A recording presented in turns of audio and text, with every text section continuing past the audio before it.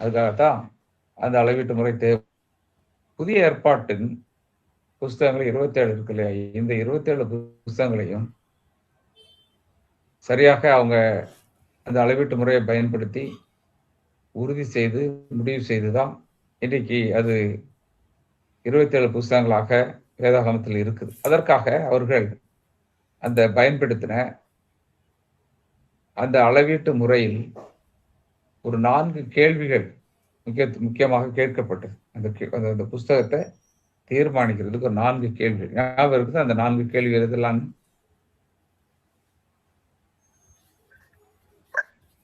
யாராவது சொல்ல முடியுமா?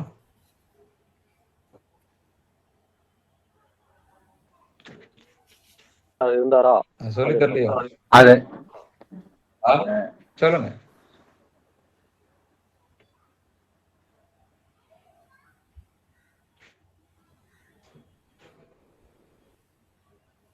என்னுடைய நெட் கனெக்ஷன் கரெக்டா சார். நான் பேசுறது கேக்குதா சார்? நீங்க பேசுறது கேக்குது, ஆனா வீடியோ கிளியரா இல்ல எனக்கு. சொல்லுங்க. அதுதான் நான் ஓகே, நெக்ஸ்ட் டைம் ஆகும்போது சொல்லுங்க. அந்த புதிய ஏற்பாட்டுல தொகுப்பட்ட அந்த 27 சார் அப்போஸ்தலர்களால் ஏற்கப்பட்டதா அப்படின்றத ஒண்ணு பார்த்தாங்க. அதுல ரெண்டாவது அதனுடைய ஒரு கேள்வி அது ஆதி சபை வந்துட்டு அதை பின்பற்றினாங்களா, அதை ஏற்றுக்கொண்டாங்களா, அதையும் பார்த்தாங்க. ரெண்டாவது பரிசுத்த ஆவியினால ஏவப்பட்டு அதுக்கான ஏதாவது உறுதியான தன்மை அதுல இருக்குதா அப்படின்னு பார்த்தாங்க. பார்த்துதான் அந்த 27 புத்தகத்தை தொகுத்தாங்க.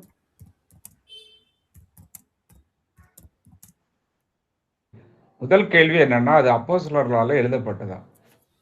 அது சும்மா நம்ம கேட்கறதுக்கு ஈஸியா நம்ம சொல்லிடுறோம்.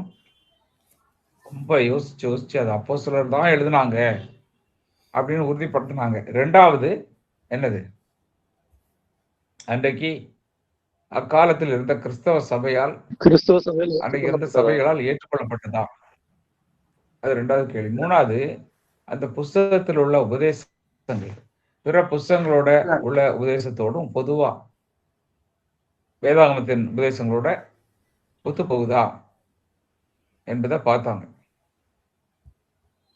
நாலாவது, பரிசுத்த ஆவியானவரின் கிரியையை வெளிப்படுத்தும் வகையிலான அந்த புஸ்தகத்தை வாசிக்கும் போதே பரிசுத்த ஆவியானவர் தான் கொடுத்தாருங்கிறது அந்த ஒரு உணர்வு அவர்களுக்கு ஏற்படுத்தப்பட்டது. இதனால ஞாபகம் வச்சுக்கோங்க. ரைட், இன்னைக்கு தொடர்ந்து பார்க்கலாம். பழைய ஏற்பாட்டை எப்படி உறுதி செஞ்சாங்க, புதிய ஏற்பாட புஸ்தகங்களை எப்படி உறுதி செய்தாங்கன்னு பார்க்கலாம். பழைய ஏற்பாட்டு உறுதிப்படுத்துதல், கனானிசிட்டி ஆஃப் த ஓல்ட் டெஸ்டமெண்ட். முதல்ல கிபி 95 ஒரு கவுன்சில், ஒரு சங்கம் கூடி 39 புஸ்தகங்களை தீர்மானிக்கிறாங்க. பழைய ஏற்பாடு இல்லையா? எஸ்ராவால் முதலில் துவக்கப்பட்டவை என்னவா இருந்துச்சுன்னா, இந்த நம்ம இப்ப புஸ்தகம் பைபிள்ல இருக்கிறது தான். நான் வீடியோ கொஞ்சம் ஆஃப் பண்ணி வச்சிருக்கிறேன். ஆனா நான் பேசுறது அது கேக்குதா? கேக்குது சார். கேக்குதுங்க சார். கேக்குதுங்க சார். சரி, நிமிஷம்.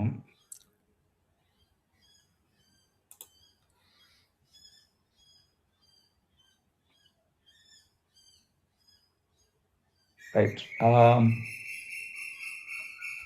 முதலா பழைய ஏற்பாடு எஸ்ராவால துவக்கப்பட்டது நம்பப்படுகிறது.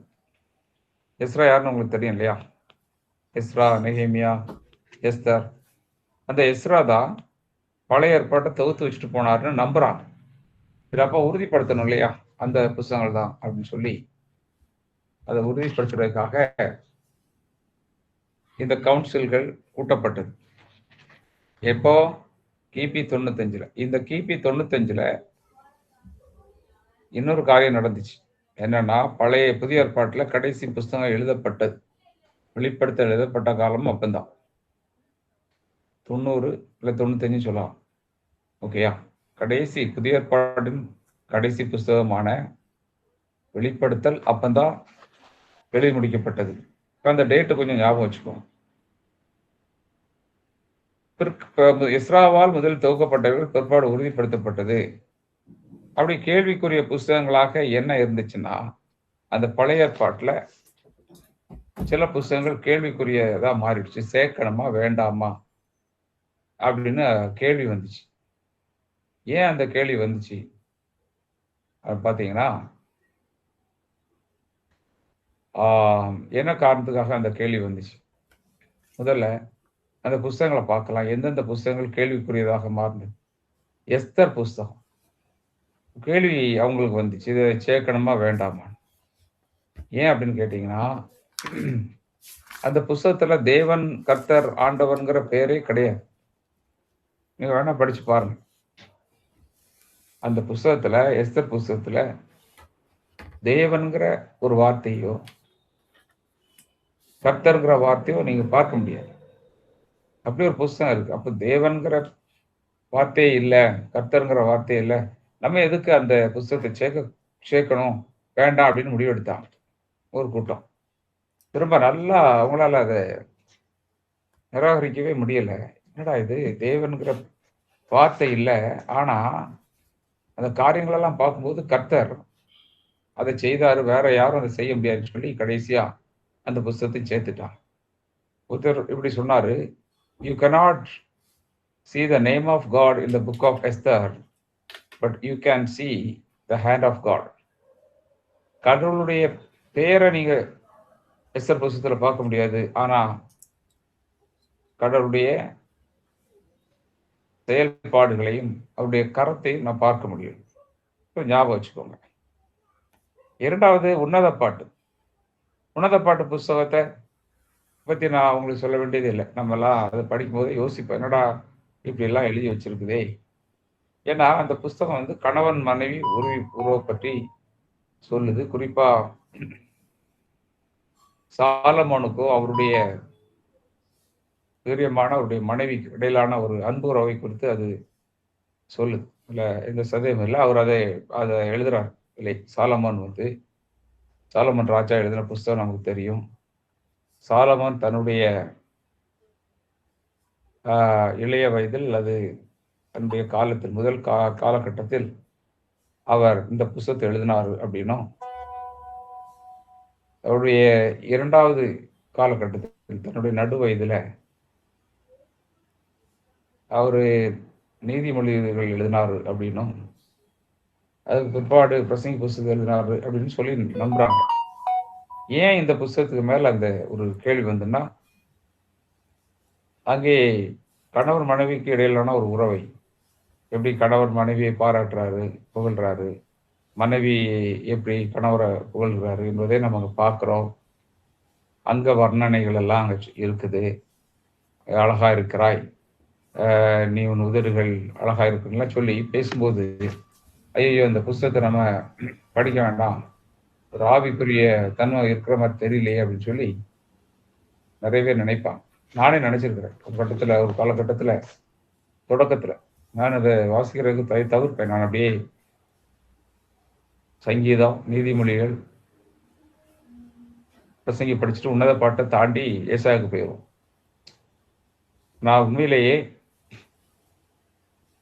அது நல்லா தெரிஞ்சவங்களுக்கு தெரியும். அது வந்து அதுக்கு 3 விதமான அப்ளிகேஷன் கொடுப்பாங்க. ஒன்று, சாலமோனும் அவருடைய மனைவி, அவருக்கு 1000, அவருக்கு 700 மனைவிகள், 300 மனைவிகள்லாம் இருந்ததெல்லாம் வேதம் சொல்லுது. ஆனா ஒண்ணு, அவரு நேசிச்ச ஒரு பெண், ஒரு பெண் தான். குறிப்பா ஒரு குறிப்பிட்ட ஒரு பெண்ணைத்தான் அவர் நேசிக்கிறார் அதிகமாக. அதனால அந்த உறவை பற்றி அது சொல்லுது. இரண்டாவது, கிறிஸ்துவுக்கும் அவரது மனவாட்டியான திருச்சபைக்கும் உள்ள உறவை இதன் மூலம் புரிந்து கொள்ளலாம். ஏன்னா பழைய ஏற்பாட்டிலையும் சரி புதிய ஏற்பாட்டிலையும் சரி, கடவுள் தன்னுடைய மக்களுக்குள்ள உறவை அவரு அதிகமா கணவன் மனைவி உறவை வச்சுதான் அவரு அதிகமா பார்த்துருக்காரு. கர்த்தர் வந்து நம்மகிட்ட எப்படி வெளிப்படுறாருன்னா, படைப்பாளராக நாம படைக்கப்பட்டவர்களாக வெளிப்படுத்துறாரு. ஓகே, அவர் ஆண்டவராக நம்ம அவருக்கு பணி செய்கிறவர்களாக அவர் வெளிப்படுத்துறாரு. அவர் தகப்பனாக நம்ம பிள்ளைகளாக அவர் காட்டுறாரு. ஆனா அவர் அவர் அவர் ராஜாவாக நம்ம பிரஜைகளாக. ஆனா எல்லாவற்றுக்கும் மேல அவரு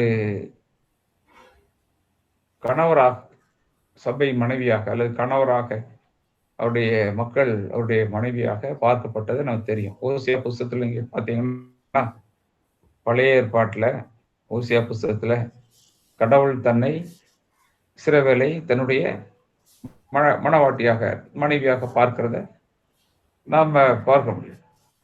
அதே போல புதிய ஏற்பாட்டுல குறிப்பா எபேசியர் 5ஆம் அதிகாரத்துல பார்க்கிறோம்.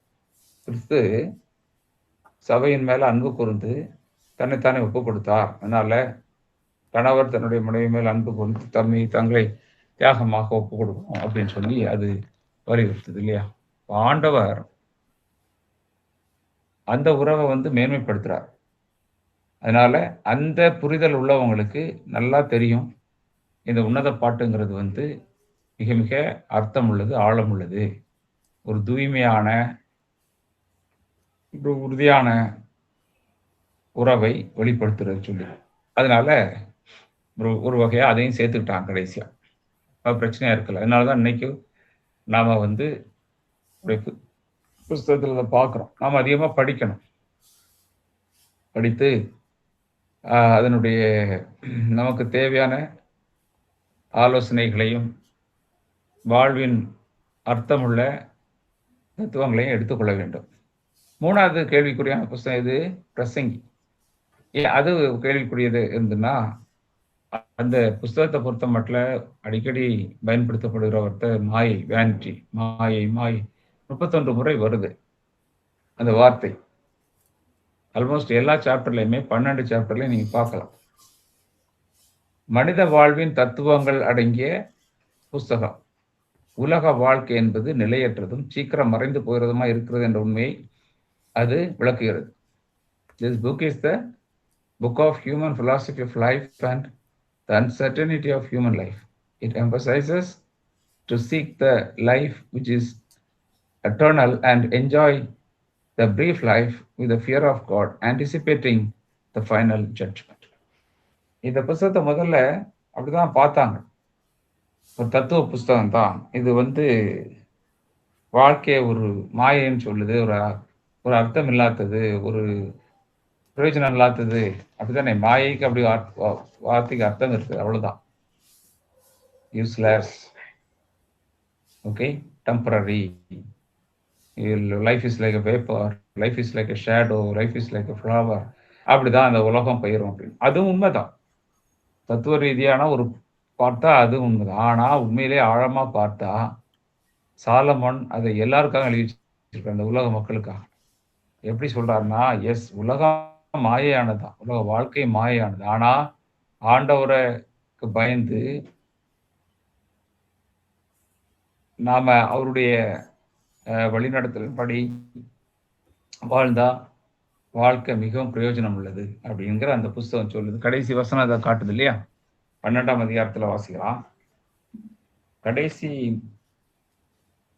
2 வசனங்களை வாசிங்களேன். பிரசங்கி 12ஆம் அதிகாரம் கடைசி வசனங்களை வாசிக்கலாமா? கடைசி 2 வசனம் 12ஆம் அதிகாரத்துல 13, 14 வசனம் என்ன போட்டிருக்குது? காரியத்தின் கடைத்தொகையை கேட்போமாக, காரியத்தின் கடைத்தொகையை கேட்போமாக, தேவனுக்கு பயந்து அவர் கற்பனைகளை கைக்கொள், எல்லா மனுஷன் மேலும் விழுந்த கடமை இதுவே. ஒவ்வொரு கிரியையும், அந்த அந்தரங்கமான ஒவ்வொரு காரியத்தையும் நன்மையினாலும் தீமையினாலும் தேவன் நியாயத்திலே கொண்டு வருவார்.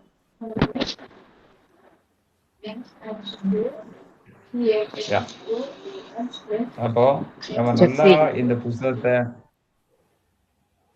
தெளிவாக வாசிக்கும் போது வாழ்க்கை உண்மையிலேயே மாயையா இருந்தாலும் மாயைதான், மறைந்து போகக்கூடியதான். ஆனாலும் அது கர்த்தருக்குள்ளாக வாழும்போது அது அர்த்தமுள்ளதா இருக்குது என்பதுதான். இப்போ நான் இந்த சபையில பிரசங்கத்துக்கு இந்த புஸ்தகத்தை தான் இப்போ நான் பயன்படுத்திட்டு இருக்கேன். ஒரு புஸ்தகத்தை எடுத்து அந்த புஸ்தகத்திலிருந்து செய்தி கொடுக்கறது ஒரு வழக்கம். அந்த வகையில கடந்த சொல்லப்போனா ஒரு 2 மாசத்துக்கு மேலா அதிலிருந்து இந்த செய்திகளை சொல்லிட்டு இருக்கிறோம். இன்னும் 2, 3 அதிகாரங்களை முடிக்க வேண்டியது இருக்கு. ரொம்ப பிரயோஜனமா இருக்கும். ஓகேயா? ரைட். அப்போ ஒரு கேள்வி கேட்கிறேன் நான் உங்களுக்கு. பழைய ஏற்பாட்டை உறுதி செய்கிற விஷயத்துல கேள்விக்கு உட்பட்டிருந்த 3 புஸ்தகங்கள் எது? பழைய ஏற்பாட்டின் புஸ்தகங்களை உறுதிப்படுத்தல கேள்விக்கு உட்பட்ட புஸ்தகங்கள் இதெல்லாம் மைண்ட்ல தான் சொல்லணும், பார்த்து சொல்லாதீங்க. எஸ்தர் உன்னத பாட்டு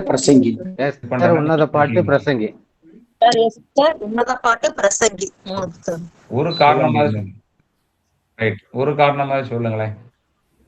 சார் எஸ்தர் புத்தகத்துல தேவன் கர்த்தருங்கிற வார்த்தையே வரல, அதனால பாட்டு கேள்விக்குறியானது. சார் உன்னத பாட்டு வந்து அது கணவன் மனைவிக்குரியது அப்படின்னு நினைச்சாங்க சார், அதனால அது வேண்டாம், அது பல வர்ணனைகளுக்குனால அது வேண்டாம்னு சொல்லிட்டாங்க சார். அதுக்கப்புறம் தான் அது ஏத்துக்கிட்டாங்க.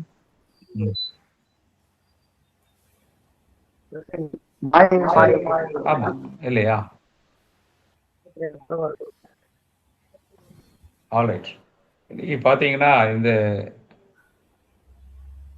கல்லூரிகள்ல சில யூனிவர்சிட்டிஸ்ல பொதுவாக உலகத்திலேயே இந்த லாங்குவேஜ் இருக்கு இல்லையா, லிட்ரேச்சர், எம்ஏ இங்கிலீஷ், இந்த மாதிரி பாடங்களுக்கு இந்த பிரசங்கி புஸ்தகத்தையும் உன்னத பாட்டு புஸ்தகத்தையும் பயன்படுத்துறாங்க. அது அவங்களுக்கு பெரிய ஹை லிட்ரேச்சர் புஸ்தகமா பயன்படுத்துறாங்க. ஏன்னா நமக்கு திருக்குறள் படிக்கிறோம்னா திருக்குறள்லயே 3 பிரிவுகள் இருக்கு மெயினா இல்லையா? மொத்தம் எத்தனை அதிகாரம் இருக்கு திருக்குறள்ல? எத்தனை அதிகாரம் திருக்குறள்ல? மொத்தம் எத்தனை அதிகாரம்? 130. தமிழ் 1330. 1330. 1330. வேற யாராவது பதில் சொல்றீங்களா? 133. 133 ஒவ்வொரு அதிகாரத்திலயும் 10 திருக்குறள் இருக்கு. ஓகே, 133 அதிகாரங்கள். அப்போ ஒவ்வொரு அதிகாரத்திலையும் 10 திருக்குறள் வச்சு 1330. கரெக்ட். ஓகே, அத 3 பிரிவுகளின் கீழே தான் இந்த 1330 பாடல்களும் காமத்துப்பால், இன்பத்துப்பால், அறத்துப்பால், பொருட்பால், காமத்துப்பால். காமத்துப்பால், இன்பத்துப்பால். ரைட், பிரிச்சுருக்காங்க பார்த்தீங்களா? அப்போ அது வந்து உலகம் முழுதுமே இந்த கோட்பாடு இருக்குதுங்க. இந்த 3த்தையும் ரொம்ப முக்கியப்படுத்துவாங்க. அறம் என்று சொன்னா நம்ம நன்னெறி, மொராலிட்டி, எப்படி வாழ்றது, அது அறம் சார்ந்தது. எல்லாம் உலகம் முழுதும் இருக்கு. அறம் சம்பந்தமான புஸ்தகங்கள், எழுத்துக்கள். அறத்துப்பால், அடுத்தது பொருள்பால் இல்லையா? வாழ்க்கையினுடைய எப்படி வாழ்றது, எப்படி வாழ்க்கை அனுபவி சம்பாதிக்கிறதெல்லாம் வந்துடும். இன்பத்துப்பால் அது குறிப்பா கணவன் மனைவி உறவை குறிப்பா முன்வைக்குது. அப்போ அந்த ஒண்ணு இருக்கு பார்த்தீங்களா? அதனாலதான் இங்க இந்த வேதாகமத்திலிருந்து இந்த புஸ்தகங்களை எடுத்து படிக்கிறான். அதே மாதிரி அகநானூறு, புறநானூறு. அகநானூறு வந்து குறிப்பா மனித உறவு, குறிப்பா கணவர் மனைவி உறவை பத்தி, காதல், காதலன், காதலி இல்லையா, அதை பத்தி எல்லாம் பேசு. புறநானூறு வந்து புறம்பான காரியங்கள், யுத்தங்கள் பத்தி எல்லாம் பேசு. ஸோ எதுக்காக நான் இதை சொல்றேன்னா, இப்படி படிக்கிறவங்க இந்த வேதாகம் புஸ்தகத்துல இந்த 2 புஸ்தகத்தையும் ரொம்ப விரும்பி படிப்பாங்க. அது மட்டும்தான் படிக்கிறாங்கன்னு இல்லை, மட்டும்தான் எடுத்துக்கொள்ளப்படும். ரைட். அடுத்ததாக நாம் பார்க்கிறோம் புதிய ஏற்பாடு எப்படி உறுதிப்படுத்தப்பட்டது, கனானிசிட்டி ஆஃப் த நியூ டெஸ்டமெண்ட். சரி, 2 முக்கியமான ஆலோசனை சங்கங்களுடைய பேரை நீங்க ஞாபகம் வச்சுக்கணும். அந்த டேட்டும் ஞாபகத்தில் இருக்கும். நம்பர் 1, ஹிப்போ என்ற இடத்தில் கூடிய அந்த சங்கம், ஹிப்போ சங்கம். ஹிப்போ சங்கம் அல்லது ஹிப்போ கவுன்சில் ஞாபகம் வச்சுக்கணும். 2வது கார்த்தேஜ் சங்கம், ஹிப்போ சங்கம். கார்த்தேஜ் சங்கம். ஹிப்போ சங்கம் எப்போ கூடிச்சுன்னா 393. கார்த்தேஜ் சங்கம் எப்போ கூடிச்சுன்னா 397. இரண்டுக்கும் இடையில எத்தனை வருஷம் வருது? 5 வருஷம். நீங்க கவனிக்க வேண்டியது என்னன்னா, பழைய ஏற்பாடு கிபி 95 உறுதி செய்யப்படுது. நீங்க என்ன எதிர்பார்ப்பீங்க? புதிய ஏற்பாடு எப்போ உறுதி செய்யப்பட்டிருக்கணும்? நீங்களே சொல்லுங்க. பழைய ஏற்பாடு கிபி 95 உறுதி செய்யப்படுது. புதிய ஏற்பாடு எப்போ உறுதி செய்யப்பட்டிருந்தா நல்லா இருக்கும்னு நீங்க நினைக்கிறீங்க? நீங்களே சொல்லுங்க சார். அதே 95. ஏன்னா அது கடைசி புத்தகம் எழுதி முடிக்கிறாங்கல்லங்க சார். ஓகே, 95 இல்லாட்டாலும் அட்லீஸ்ட் ரொம்ப வருஷ வித்தியாசம் இல்லாம இருந்திருக்கணும், அப்படிதானே? புதிய ஏற்பாடு எப்போ உறுதி செய்யப்படும்? அதை தொடர்ந்து இருந்திருக்கும். அட்லீஸ்ட் 2ஆம் நூற்றாண்டுலயாவது. முதல் நூற்றாண்டுல இந்த புத்தகங்கள் எழுதி முடிக்கப்படுது. 2ஆம் நூற்றாண்டுலயாவது அது உறுதி செய்யப்பட்டிருக்கணும்ல, இல்லையா? ஆனா எப்போ உறுதி செய்யப்பட்டது பாத்தீங்களா? 4ஆம் நூற்றாண்டுல கடைசி பகுதி. எனக்கும் இந்த கேள்வி எப்பொழுதும் முடியும், என்னடா அது ஆண்டவர் இவ்வளவு நாள் ஏன் இப்படி வச்சுக்கிட்டாரு? இவ்வளவு நாள் இதுக்காக அவரு அதை உறுதிப்படுத்துறதுக்காக இத்தனை வருஷம் தேவைப்பட்டுச்சு. அதான் நீங்க கவனிக்கணும். எத்தனையோ வேத வல்லுநர் இருக்காங்க இல்லையா? எத்தனையோ அருமையான வேத அறிவாளிகள் எல்லாம் இருக்காங்க, சபை தலைவர்கள் இருக்காங்க. அப்படி இருந்தும் உடனே தடப்படாலனாலாம் அவங்க பண்ணலை. எல்லாம் கலெக்ட் பண்ணி இந்த முதல் நூற்றாண்டுல எழுதி முடிக்கப்படுது. வெளிப்படுத்தல் புத்தகம் கடைசி புத்தகம், அப்புறம் 2ஆம் நூற்றாண்டு ஆகுது, 3ஆம் நூற்றாண்டு ஆகுது, 4ஆம் நூற்றாண்டுல எப்பவுமே தெரிஞ்சுக்கோங்க, 4ஆம் நூற்றாண்டுனா அது 3ல ஆரம்பிக்கும். அதாவது 301 கிபி 301 ஆரம்பிச்சு கிபி 399 வரைக்கும். இந்த நம்பரை பார்த்தாலே உங்களுக்கு சொல்லிடலாம்.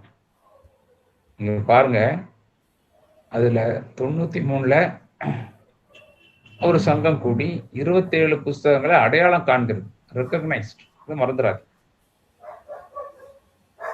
ரெக்கக்னைஸ் பண்ணிட்டான். அதுக்கப்புறம் 5 வருஷம் கழிச்சு 395 கார்த்தேஜ் என்ற இடத்துல உறுதி செய்தான், முழுமையாக ஏற்றுக்கொள்ளப்பட்டது. கேள்வி என்னன்னா, இது ரெண்டுக்கும் என்ன வித்தியாசம்? எதுக்காக இந்த 93 எதற்காக, 393 எதற்காக இந்த 397? ரெண்டுலையும் என்ன நடந்துச்சு? இப்போ அந்த வேறுபாட்டை பாருங்க. முதல்ல 393 ஹிப்போங்கிற இடத்துல கூடின சங்கம், 397 கார்த்தேஜ் என்று சொல்லுகிற இடம். நீங்க ஞாபகம் வச்சுக்கோங்க. இப்போ நீங்க எப்படி ஞாபகம் வச்சுக்கிறீங்கன்னு எனக்கு தெரியல. இப்போ பொட்ரமஸ் அப்படின்னு சொல்லுவாங்க இல்லையா? இப்போ பொட்ரமஸ்னா காட்டாம இருக்கும். எப்படியா ஞாபகம் வச்சுக்கோங்க, கார்த்தேஜ் காரை ஞாபகம் வச்சுக்கோங்க, இந்த பேரை மறந்துடக்கூடாது. ஓகே, 2 இடமும் ரொம்ப முக்கியம். என்ன வித்தியாசம்? கிபி 393 புஸ்தகங்கள் அடையாளம் காணப்பட்டது 27 தான், 26 கிடையாது, 28 கிடையாது, 27 தான்.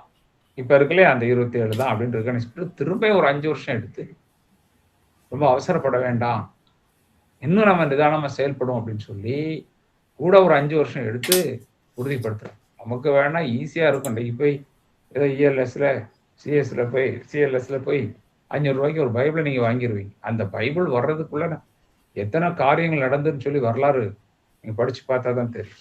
நம்ம அதனாலதான் மிகவும் கடமைப்பட்டிருக்கோம். சரி, புதிய ஏற்பாட்டு புத்தகம் அடுத்த பேர்லாம் பாயிண்ட் நம்பர் 3.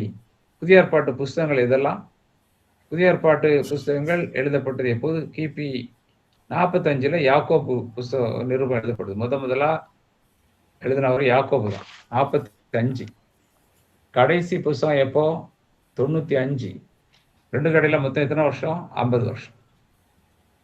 எக்ஸாக்டா சொல்ல போனா இந்த 27 புஸ்தகம் எழுதப்பட்டது எப்போன்னா கிபி 45 இருந்து 95 ஓகே. ஆனா நம்ம ரஃபா என்ன சொல்லுவோம்னா முதல் நூற்றாண்டில் எழுதி முடிக்கப்பட்டதுன்னு சொல்லுவோம். அந்த 100 வருஷத்தையுமே நம்ம சேர்த்துக்குவோம். அது சபை ஆரம்பிக்கப்பட்டது கிபி 30. மறந்துடாதீங்க. சபை ஆரம்பிக்கப்பட்டது எப்போங்க? கிபி 30. இந்த கிபி 30 தான் கிறிஸ்து மரித்து அடக்கம் பண்ணப்பட்டு உயிர் தெழுந்து பரலோகம் செல்றார். கரெக்டா? மறந்துடாதீங்க. உண்மையிலே கிறிஸ்து பிறந்ததனுடைய உண்மையான அந்த கரெக்டான டேட் எப்போன்னா கிமு 4. கிமு 4. இதெல்லாம் நீங்க உட்காந்து படிச்சு பார்த்தா தெரியும். அப்போ இயேசு கிறிஸ்து இந்த உலகத்துல 34 வருஷம் இருந்தார். அதனாலதான் கிமு 4 தொடங்கி கிபி 30 வரைக்கும் கணக்கு போட்டீங்கன்னா 34 வருஷம் வருது. அந்த கிபி 30 தான் மரித்து அடக்கம் பண்ணப்பட்டு உயிர்த்தெழுந்து போறாரு. அவர் உயிர்த்தெழுந்து போய் 50வது நாள்ல சபை ஆரம்பிக்கப்படுகிறதுன்னு சொல்லி அப்போஸ்தலர் 2ஆம் அதிகாரத்துல பார்க்கிறோம். கரெக்டா? சபை ஆரம்பிச்ச உடனே 5வது வருஷத்துலயே ஒரு புஸ்தகம் வந்துடல. முதல் புஸ்தகம் எழுதப்படுறதுக்கு எவ்வளவு நாள் எடுத்துக்கொள்ள? எத்தனை வருஷம்? 15 வருஷம். அதாவது 45 தான் எழுதப்படுது. சுமார் 15 வருஷம் பிரசங்கங்கள் நடந்துட்டு இருக்குது. அப்போஸ்தலர்கள் ஊழியம் செஞ்சுட்டு இருக்காங்க. பல சபைகள் ஸ்தாபிக்கப்பட்டு கொண்டிருக்கிறது. ஆனா முதல் புஸ்தக நிருபம் எழுதப்பட்டது எப்போ? 45. கடைசி எழுதப்பட்டது வெளிப்படுத்தல் 95. பழைய ஏற்பாட்டை எழுதுறதுக்கு முதல் புஸ்தகம் ஆதியாகமம் எதில் எழுதுனது எப்போன்னு உங்களுக்கு தெரியும். கிமு 1400 தான் மோசேயின் காலம். புதிய ஏற்பாட்டில் வெளிப்படுத்தல் புஸ்தகம் எழுதப்பட்டது கிபி 95. ரஃபா போட்டீங்கன்னா 100. ஸோ கிமு 1400, கிபி 100. இந்த காலகட்டம் முழுது நீங்க எடுத்தீங்கன்னா மொத்தம் 1500 வருஷம் வருது. மொத்தம் 1500 வருஷம். அதனால ஆதியாகமம் தொடங்கி வெளிப்படுத்தல் வரைக்கும் எல்லாம் அந்த காலத்தை ரஃபா எடுத்துக்கிட்டீங்கன்னா வேதாகமம் ஆதியாகமம் தொடங்கி வெளிப்படுத்தல் வரைக்கும் அந்த எழுதப்பட்டதற்கான மொத்த காலம் 1500 வருடம்.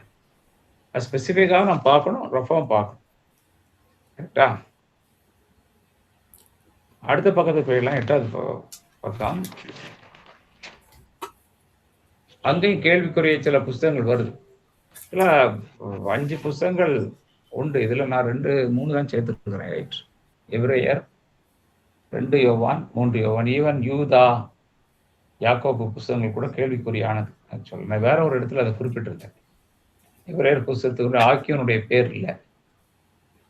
2 யோவான், 3 யோவான் தனிப்பட்ட ஆட்களுக்கு எழுதப்பட்ட ஒரு லெட்டர். அதை போய் என்ன பெரிய விஷயமா என்ன? அதை போய் இதுக்கு நம்ம எழுதணும்? காயிபுக்கு எழுதினது இல்லையா? பிரியமான அம்மாளுக்கு எழுதினதுலாம் சொல்லி வச்சிருக்கு. அதெல்லாம் ரொம்ப அவசியமானு நம்ம நினைப்போம். ஆனா ஆண்டவர் அதை சேர்த்திருக்காரு. பரிசுத்த ஆவியானவர் அதை முக்கியத்துவப்படுத்துறாரு. நமக்கு தெரியும் 2 யோவான், 3 யோவான் அதனுடைய சில வசனங்கள் தான், ஒரு 13 அல்லது 14 வசனம். ஆனா அது ரொம்ப முக்கியம். யூதா 24 வசனம் தான் இருக்குது. அது ரொம்ப ரொம்ப முக்கியம். அந்த நம்பர்ஸ் குறது ஒரு சாப்டர் தான். யூதா இத்தனைக்கும் இயேசு கிறிஸ்துவினுடைய சகோதரர். இந்த எழுத்தாளர்கள புதிய ஏற்பாட்டு எழுத்தாளர்கள் யாரெல்லாம்? மத்தேயு, மார்க்கு, லூக்கா, யோவான், பேதுரு, பவுல், யூதா, யாக்கோப். 8 பேர் தான். இதுல யாக்கோப்பும் யூதாவும் இயேசு கிறிஸ்துவினுடைய சகோதரர்கள். புரிஞ்சுக்கோங்க. ஓகே. அப்போ அவர் பெரிய இயேசு கிறிஸ்து சகோதரனா இருக்கிறதுனால அவர் ஒரு மத்தேயு மாதிரி ஒரு 28 அதிகாரம் எழுதட்டும்னு சொல்லி ஆண்டவர் அதெல்லாம் அதை வச்சு கணக்கு போடவே முடியாது. மத்தேயு 28 அதிகாரம் இருக்கனால அவர் ரொம்ப முக்கியம். அதுக்கு அடுத்தாப்புல 24 அதிகாரம் இருக்கனால லூக்கா அடுத்தது முக்கியம். அதுக்கு அப்புறமா 21 அதிகாரம் இருக்கனால யோவான் சுவிசேஷம் முக்கியம். திரும்ப 16 அதிகாரம் தான் இருக்கு. அதுக்கப்புறம் தான் மார்க் முக்கியம்லாம் கிடையவே கிடையாது. அதை வச்சு சொல்ல முடியும். கர்த்தர் அனுமதிச்சது அவங்க எழுதியிருக்காங்க, அவ்வளவுதான். யூதா இன்னும் எழுதியிருக்கலாம். நான் சந்தோஷப்பட்டிருப்பேன். ஏன் அவரு சும்மா ஒரே சாப்டரோட முடிச்சுட்டாரு 24 வசனத்துல. கொஞ்சம் கூட எழுதியிருக்கலாமே. ரொம்ப காரசாரமா எழுதுறாரு. அவ்வளவுதான். ஆவியானவர் கொடுத்து இவ்வளவுதான் போதுப்பா, எழுதியாச்சா, சரி போயிட்டே இரு. எத்தனையோ பேருக்கு அந்த எழுதக்கூடிய வேலையும் அவர் கொடுக்கல. இதெல்லாம் நம்மளுக்கு பாடம் தான், லைஃப் பாடம். நமக்கு என்ன கர்த்தர் கொடுக்குறாரோ அதை தான் நம்ம செய்யும். பாஸ்ட் ஊழியம் கொடுத்தா பாஸ்ட் ஊழியத்தை பார்த்துட்டு போயிட்டே இருப்பேன். டீச்சரா, சரி டீச்சர். சுவிசேஷகரா, சுவிசேஷ. மிஷினரியா, மிஷினரி. சண்டே ஸ்கூல் டீச்சரா, சண்டே ஸ்கூல் டீச்சர். இப்படி என்ன கொடுக்குறாரு ஆவியானவர் இல்லையா? இதெல்லாம் நம்ம பிறகு நம்ம தியாலஜில ஆவியானவர் இயல்ல வரும்போது ரொம்ப அருமையா நம்ம தெரிஞ்சுக்கலாம். இந்த வரங்களை, என்னென்ன வரங்கள் இருக்கு, யார் யாருக்கு என்ன கொடுத்தாரு இல்லையா? அநேக பேர் பார்த்தீங்கன்னா பிரபலமான ஊழியக்காரங்களாம் இயேசு கிறிஸ்துவ போலதான். ஒரு 30 வயசுலயோ அல்ல 40 வயசுலயோ மறிச்சிட்டாங்க. எல்லாருமே அப்போஸ்தலர்கள் பாரு, அதிகபட்சம் யோவான் மட்டும்தான் 95ல தான் அவரு அந்த பத்மத்தியூர் அடைக்கப்பட்டு சாகிறாருன்னா, நிச்சயமா அவரு ஒரு 80, 90 வயசு வாழ்ந்திருக்கலாம். மற்றபடி எல்லாரும் அப்படி கிடையாது. யாக்கோபு தான் முதல்ல அவர் இரத்த சாட்சியா மறிக்கிறார். இந்த எழுத்தாளர்கள் முதல் இரத்த சாட்சி புதிய ஏற்பாடின்படி யாருங்க? ஸ்தேவான். பட் யாக்கோபு தான் அவர் முதல்ல மறிக்கிறார். நீங்க அப்போஸ்தலர் 12ஆம் அதிகாரத்துல சொல்லப்பட்டிருக்கு, யாக்கோபு கொலை செய்யப்பட்டது. ரைட். ஸோ யூதா புஸ்தகத்தில் அதே மாதிரி தான். யூதா புஸ்தகத்துல கூட கேள்வி எதுக்கு வந்துச்சுன்னா, ஒரு வசனம் இருக்குதுங்க, நான் அதை பார்க்குறேன். அதில் நம்ம பிரேக் கொடுறதுக்கு முன்னால் அதை பார்த்துருவோம். அதில் எழுதப்பட்டிருக்குது 14ஆம் வசனத்தில், ஆதாமுக்கு 7ஆம் தலைமுறையான ஏனோக்கும் இவைகளை குறித்து, இதோ எல்லாருக்கும் நியாய தீர்ப்பு கொடுக்கிறதற்கு அவர்கள் அவபக்தி உள்ளவர்களை அவர் அவபக்தியை செய்திருந்தார். சகலவிதமான அவபக்தி கிரியைகள் நிமித்தம் தமக்கு விரோதமாய் அவபக்தியான பாவிகள் பேசின கடின வார்த்தை நிறைவேற்றும் அவர்களை கண்டிக்கிறதுக்கு ஆயிரமான தம்முடைய பரிசுத்தவான்களோடு கூட கர்த்தர் வருகிறார் என்று முன்னறிவித்தார். யாரு? ஏனோக். அவரு ஏனோக்கு வாழ்ந்தார், உங்களுக்கு தெரியும் இல்லையா? அருமையான சாட்சி பெற்றவர் தான் ஏனோக். ஆதியாகமம் 5:24 போட்டிருக்கு, ஏனோக்கு தேவனோடு சஞ்சரித்தார், தேவன் அவரை எடுத்துக்கொண்டார். ஏனோக்கு தேவனோடு சஞ்சரித்தார், தேவன் அவரை எடுத்துக்கொண்டார். ஏனோக்கு ஒரு பெரிய எக்ஸாம்பிள். தேவனோடு வாழ்ந்தார், தேவன் அவரை எடுத்துக்கொண்டார். அவரு ஒரு தீர்க்கதரிசி மாதிரி இருந்து ப்ராஃபஸி பண்ணியிருக்கிறார். ஆனா அது ஆதியாகமத்தில் சேர்க்கப்படலை. 5ஆம் அதிகாரத்துல வந்திருக்கணும் அவர் சொன்னது. ஆதியாகமம் 5ஆம் அதிகாரத்துல அவருடைய லைஃப் பத்தி வரும்போது வரல. இல்ல குறைஞ்சபட்சம் விசுவாசிகள் பட்டியலையாவது அவருடைய பேர் வந்திருக்கும். எபிரேயர் 11ஆம் அதிகாரத்துல ஆவேல் பத்தி இருக்கு, நோவா பத்தி இருக்குது. ஏன் ஆவேலுக்கும் நோவாக்கும் இடையில இவரை போட்டுக்கலாம்ல? அதுவும் அதனால நீங்க ஏதோ மறந்துட்டாங்க அப்படின்லாம் கிடையாது. எல்லாம் திட்டமிட்டு ஆவியானவர் பண்றது பெர்ஃபெக்ட். சரிங்களா? அப்ப இது எங்க இருந்து வந்துச்சுன்னா, இந்த வேதத்துக்கு அப்பாற்பட்ட வேதத்துக்கு புறமான புத்தகங்கள் இருக்கு இல்லையா, அப்போக்ரிஃபா சொல்லுவோம், அதுல இருக்குது. அதனால டோட்டலாவே அப்போக்ரிஃபாவை தப்பு தான் எடுக்கிறது இல்லை. அதுல உள்ள சம்பவங்கள், அதில் உள்ள சத்தியங்கள், உண்மைகள் எல்லாம் பெரும்பாலும் வேதாகமத்தை சார்ந்தது. அங்கும் கர்த்தருடைய நாமமும் கர்த்தருடைய கிரியையும் அங்கே காட்டப்பட்டதா இருந்தாலும், இவங்களுக்கு இருந்த பெரிய சவால் அதுதான். ரொம்ப பெரிய சவால் என்னன்னா, அப்போக்ரிஃபா புத்தகத்தையும் சேர்த்திருக்கலாம், ஆனா சேர்க்கல. கத்தோலிக்க சபை பிற்பாடு சேர்த்துடுச்சு. கத்தோலிக்க சபை அதை சேர்த்து வச்சிருக்கு. அதுல இன்னைக்கும் நீங்க பாத்தீங்கன்னா கத்தோலிக்க சபை அது உறுதிப்படியில் இல்லைங்க, 27 கிடையாது, அங்க 39 கிடையாது, எல்லாம் சேர்த்து இவ்வளவு ஒன்றும் டோட்டல்ல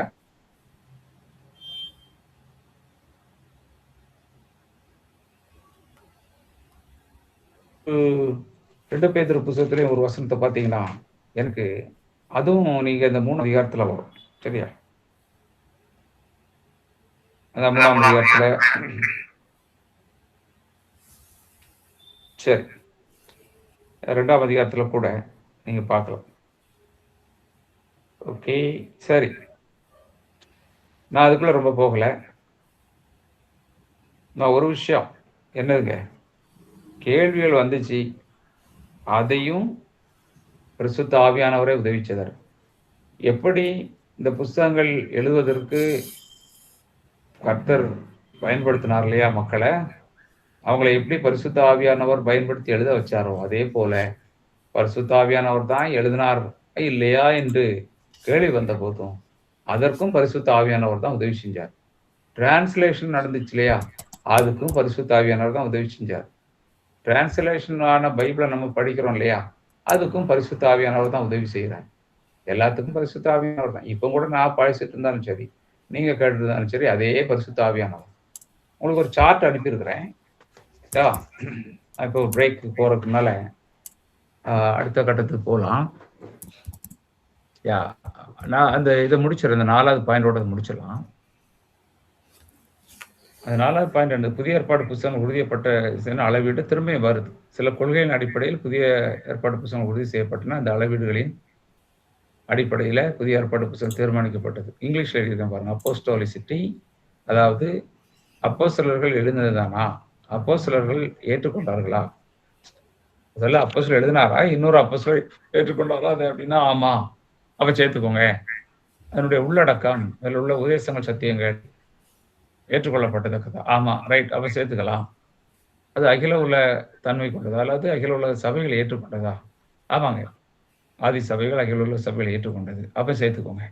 பரிசுத்த ஆவியால் அருளப்பட்டதா? இன்ஸ்பிரேஷன். அது உள்ள தெரியுதா? அதை படிக்கும்போது அந்த புஸ்தகமே சாட்சி கொடுக்குதா? அதுக்கான அத்தாட்சி, இன்டர்னல் எவிடன்ஸ், உள்ளான அத்தாட்சி இருக்குதா? அப்படின்னா அதை சேர்த்துக்கோங்க அப்படின்னு சொல்லி. இந்த 4 தான் ஞாபகம் வச்சுக்கோங்க. இதை லைட்டா எடுத்துக்க வேண்டாம். அட்லீஸ்ட் இந்த 4 ஞாபகம் வச்சுக்கோங்க. இதுவே நீங்கள் 40 இருந்தா நீங்க எப்படி ஞாபகம் வச்சுக்க முடியும்? நல்லா ஆண்டவர் நம்ம எளிமையா தான் எல்லாம் தர்றாரு. அதையும் நம்ம தெரிஞ்சுக்கணும். எளிமையானதையும் கஷ்டமானதையும் நம்ம நினைக்க கூடாது. ஓகேயா? இப்போ நான் ஒரு அலெக்ஸையா சார் அனுப்பி கொடுத்துருக்கிறேன். சார்ட் இல்லையா? சென்ட் பண்ணியாச்சு. சென்ட் அதுல பண்ணியாச்சு. பாத்தீங்கன்னா நீங்க நான் சொல்றேன். முதல்ல வந்து எப்படி அந்த வேதாகமம் அருளப்பட்டது, எப்படி அது ஒரு டிரான்சிஷன் ப்ராசஸை நீங்க பாருங்க. முதல்ல ஆவியா தேவன் வெளிப்படுத்துறாரு. அதை வந்து அந்த வெளிப்பாடை வந்து தேவனுடைய மைண்ட்ல இருந்து மனுஷனுடைய மைண்டுக்குள்ள போகுது. அதான் ரெவலேஷன். அப்போ மனுஷனுடைய மைண்ட்ல இருந்து அது கையால எழுதப்பட்ட அந்த ஒரு அடுத்த கட்டம் அது இன்ஸ்பிரேஷன், ஆவியானவரால அருளப்படுது. அதுக்கு பிறகு அது நீங்க பாத்தீங்கன்னா ஒரு ஈஸியா வந்துட்டே இருக்கும் கீழே வரைக்கும். நீங்க அதை பாருங்க. அதை பார்த்துட்டு அதை ஒன்னொன்னா பார்க்கும்போது நான் இதை மட்டும் கொஞ்சம் நான் அனுப்பியிருக்கிறத கொஞ்சம் பார்த்துக்கிறேன். ரைட்டா?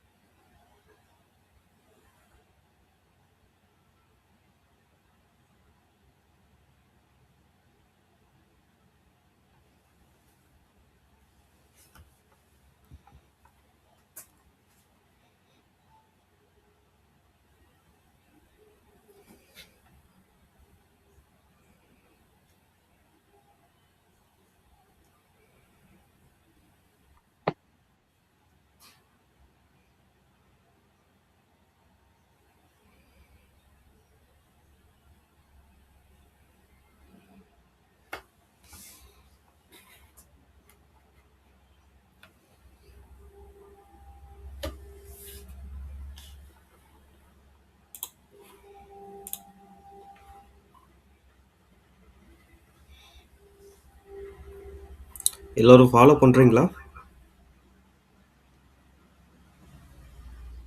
வாய்ஸ் வரலையே கொஞ்சம். யார் பண்றோம் சார்? சார்.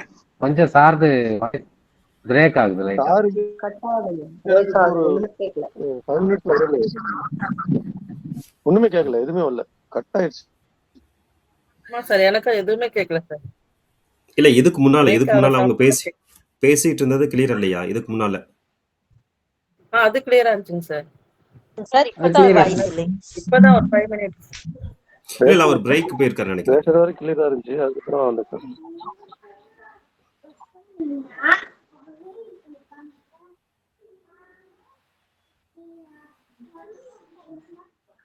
அவர் பிரேக் எடுத்துக்காரு நினைக்கிறேன். ஒரு 5 மினிட்ஸ்.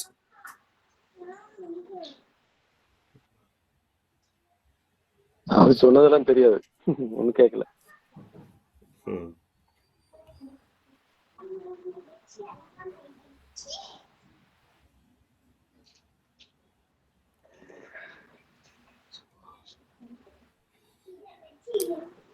ஐயா தனசீர் ஐயா உங்களுக்கு விளங்குதா? விளங்குதுங்கய்யா. ஓகே, கொஞ்சம் டீப்பா இருக்கு. ஓகே. அருள் செல்வி உங்களுக்கு புரியுதுங்களா?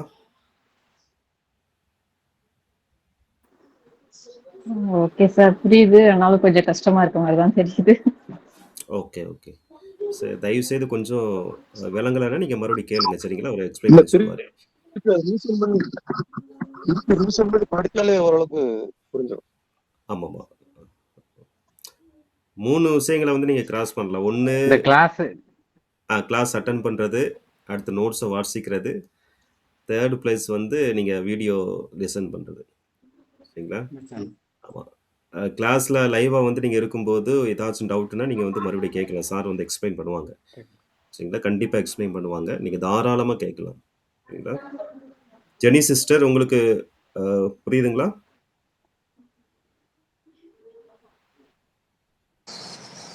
புரியுது பாஸ்டர். ஓகே. மாஸ்டர் நான் நேட்டிவ்க்கு பாண்டிச்சேரி வந்திருக்கிறேன். இங்க வைஃபை எல்லாம் இல்லைங்களா? அதனால எனக்கு வீடியோல வர முடியும் pastor. Okay. Okay. No problem. Sister Nisha உங்களுக்கு புரியுதுங்களா? ஐயா, கொஞ்சம் புரியுது. இந்த வருஷங்கள் எல்லாம் சொல்றாங்க இல்லையா, அது கொஞ்சம் கஷ்டமா இருக்கு. கருணாகரன் கொஞ்சம் மைக் ஆஃப் பண்ணிக்கிறீங்களா? பிரதர் கருணாகரன். என்ன சிஸ்டர்? வருஷங்கள்லாம் சொல்றாங்கல்ல ஐயா, எழுதின வருஷங்கள்லாம் அது கொஞ்சம் புரிஞ்சுக்க கஷ்டமா இருக்கு. நான் மறுபடியும் வீடியோ ஓகே. பார்த்து நான் ஓகே. புரிஞ்சுக்கிறேன். Okay. Okay. Okay. No problem. சரி.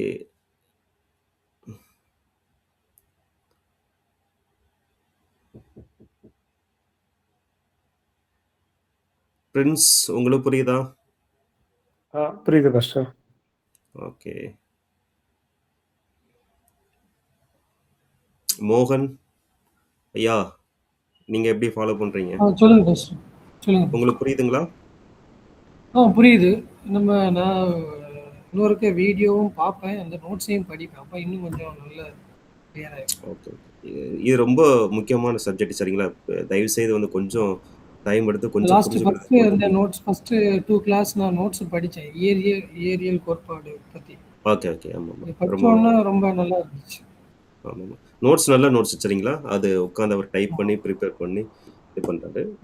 இது வந்து மற்ற சப்ஜெக்ட்டுக்கெல்லாம் ஒரு அஸ்திபாரம் மாதிரி சரிங்களா? இது தியாலஜி வந்து மஸ்ட். நீங்கள் வந்து நிறைய விஷயங்களை வந்து லேர்ன் பண்ணணும். அப்போ தான் வந்து தவறு எது ரைட்டுன்னு சொல்லிட்டு உங்களால் வந்து வேறு பிரிக்க முடியும். ஸோ அது வந்து ரொம்ப முக்கியமான நான் சப்ஜெக்ட். இந்த டைம் எடுத்து சண்டே வந்து சொல்லுங்க. டைம் எடுத்து நீங்கள் புரிஞ்சுக்கிறதுக்கு வந்து முயற்சி பண்ணுங்க சரிங்களா? நீங்கள் சொல்லுங்க பிரதர், எதை சொல்ல வந்தீங்க? இல்ல இந்த சண்டே கூட இது ஒரு சின்னதா மெசேஜுக்கு முன்னாடி ஒரு சின்ன ஒரு இன்ட்ரடக்ஷனா இதை சொல்லலாம்னு இருக்கேன். ஆமாம். இந்த ஊழியக்காரங்களா இருக்கிறவங்க நீங்கள் தயவு செய்து வந்து பயன்படுத்தலாம்.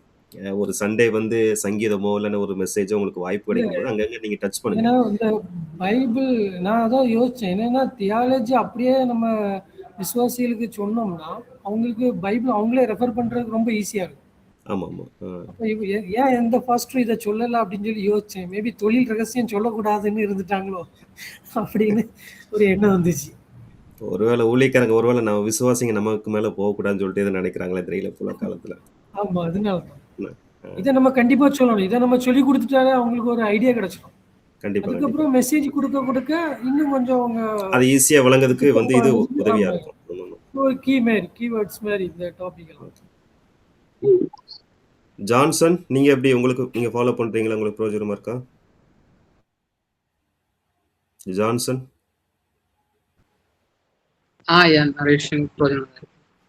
ஓகே. ஐயா கேக்குதுங்களா? கேக்குது. கேக்குதுங்களா ஐயா? கேக்குது. ஓகே. கருணாகரன் வசனத்தை சொல்லி நம்ம அதை வியாக்கியானம் பண்றது. கிளாஸ் உங்களுக்கு எப்படி இருக்கு? பிரோஜனமா இருக்கா? லேர்ன் பண்றீங்களா? இது எங்கேயும் கொஞ்சம் செகண்ட் டைம் அந்த வீடியோஸ் ரெக்கார்டிங் கேட்டு பின்னாடி தான் ஓரளவுக்கு கொஞ்சம் அண்டர்ஸ்டாண்ட் பண்ண முடியுது. ஓகே. பட் அந்த செகண்ட் டைம் போட்டு அந்த நோட்ஸ் எல்லாம் திரும்ப கோ த்ரூ பண்ண பின்னாடி தான் ஓரளவுக்கு அது என்னன்றது புரியுது. மற்ற சப்ஜெக்ட் மாதிரி இல்லை, இது கொஞ்சம் டஃபா இருக்கு உண்மையில ஓப்பனா சொல்லணும்னா. பட் செகண்ட் டைம் அந்த ரெக்கார்டிங்கை கேட்ட பின்னாடி அப்பதான் ஓரளவுக்கு அது கொஞ்சம் நம்ம ஈஸியா புரிஞ்சுக்க முடியுது. ஸோ மிஸ் பண்ணிட வேண்டாம் சரிங்களா? 3 இடம். ஒன்று நோட்ஸு, லைவாக வந்து கிளாஸ் அட்டன் பண்ணுறீங்க, ப்ளஸ் வந்து recorded video.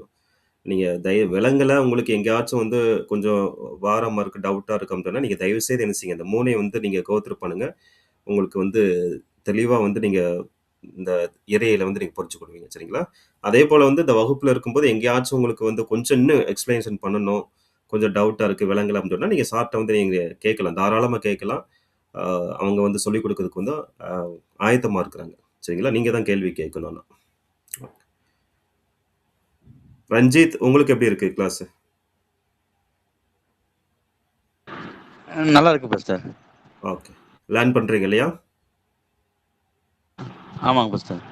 Okay okay okay, good. சும்மா சொல்லக்கூடாது சரிங்களா? நீங்க உண்மையில லேர்ன் பண்ணதை வந்து நீங்க ஷேர் பண்ணணும். Okay, good. வேற யார் இருக்கிறீங்க? இதுல வந்து வசனத்தை சொல்லி அதை வியாக்கியானம் பண்ணதை விட இது அடிப்படை சத்தியங்கள் இது தெரிஞ்சுக்கணும். ஆமா ஆமா, இது ரொம்ப பிரயோஜனமா இருக்கு. வசனத்தை நம்ம சொல்லி அது இது பண்ணிடலாம். இது ரொம்ப முக்கியமானது இல்லையா? ஆமா சார், இருக்கிறீங்களா? நீங்க வந்துட்டீங்கன்னா நீங்க ஸ்டார்ட் பண்ணலாம்.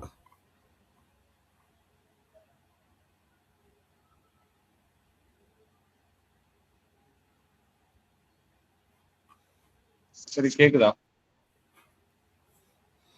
கேக்குது சார். உங்களுடைய வீடியோ தலைகீழ அப்படியே மாறி இருக்கு. கேக்குதுங்களா? கேக்குதுங்க சார். கேக்குது சார். கேக்குது சார். ஸ்கிரீன் கரெக்டா இருக்கா என்னுடையது? இல்ல சார், இல்ல சார், கொஞ்சம் தலைகீழ மாறி இருக்கு சார். மாறி இருக்கு.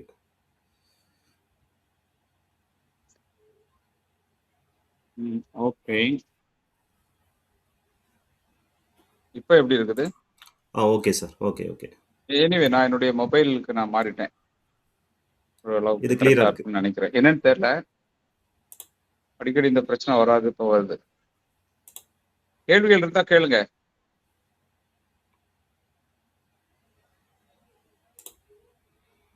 இதுவரைக்கும் எடுத்த பாடங்கள்ல குறிப்பா இப்ப எடுத்தது ஏதாவது கேள்வி இருக்கா?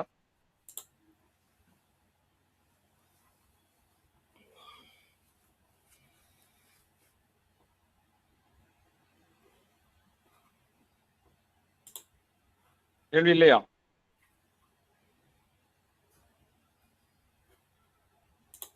ஏதாவது ஒரு பதில் சொல்லுவீங்கன்னு நினைக்கிறேன். ஒண்ணுல கேள்வி இல்லைன்னு சொல்லுங்க, இல்ல இருக்குன்னு சொல்லுங்க, இல்லையா போதும்னு சொல்லுங்க. ஏதாவது ஒண்ணு சொல்லுங்களேன். நம்ம எப்படி இருக்க மாதிரி நம்ம நாளைக்கு உட்கார்ந்துட்டு இருப்பாங்க. கேள்வி இல்லைங்க சார். பயங்கரமா புரிஞ்சுட்டீங்க போல தெரியுதே.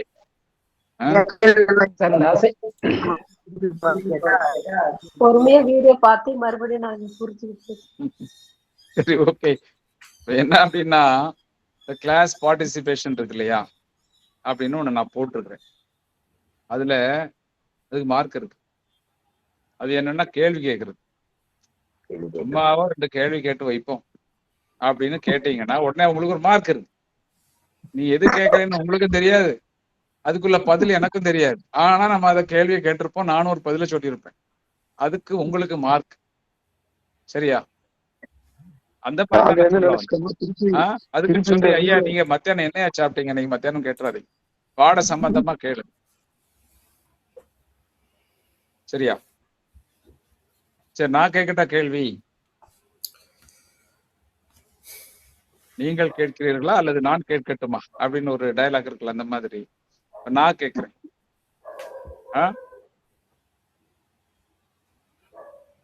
நான் கேட்கிறேன், நீங்க பெயர் சொல்லுங்க. நான் ஒரு கேள்வி கேட்கிறேன். ஐயா அலெக்ஸ் சார், நீங்க ரெடியா இருங்க. மார்க் போடும் வேலை வந்து விட்டது. சொல்லுங்க, கேள்வி கேளு. அது ஒரு கேள்வியை நல்லா கேட்டிருக்காங்கனாலே அதுக்கு ஒரு மார்க் நீங்க கொடுக்கலாம். இப்போ பைபிள் வந்து ஆவியானவர் தானே ஃபர்ஸ்ட் எழுதியிருக்காங்க. ஆமா, அதுல ஒரு அர்த்தம் நம்ம வந்து மென்ஷன் பண்ணிருக்கு. நம்ம படிக்கும் போதே ஒரு அர்த்தம் புரியும். ஆமா, ஆனா சில பாஸ்டர்ஸ் வந்து சொல்லும் போது அதை ஒரு உருவகப்படுத்தி சொல்லுவாங்கல்ல. இப்ப வந்து நான் லாஸ்ட் டைம் ஒரு மெசேஜ் கேட்டேன், யோனா வந்து விழுங்கிய மீன் வந்து கிருபை.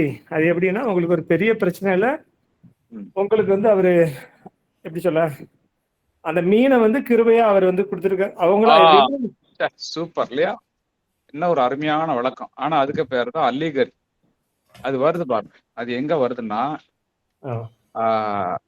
பேஜ் நம்பர் 11க்கு வாங்க. வந்துட்டீங்களா? அதுல வந்து நம்ம அதை பத்தி லைட்டா பார்ப்போம்.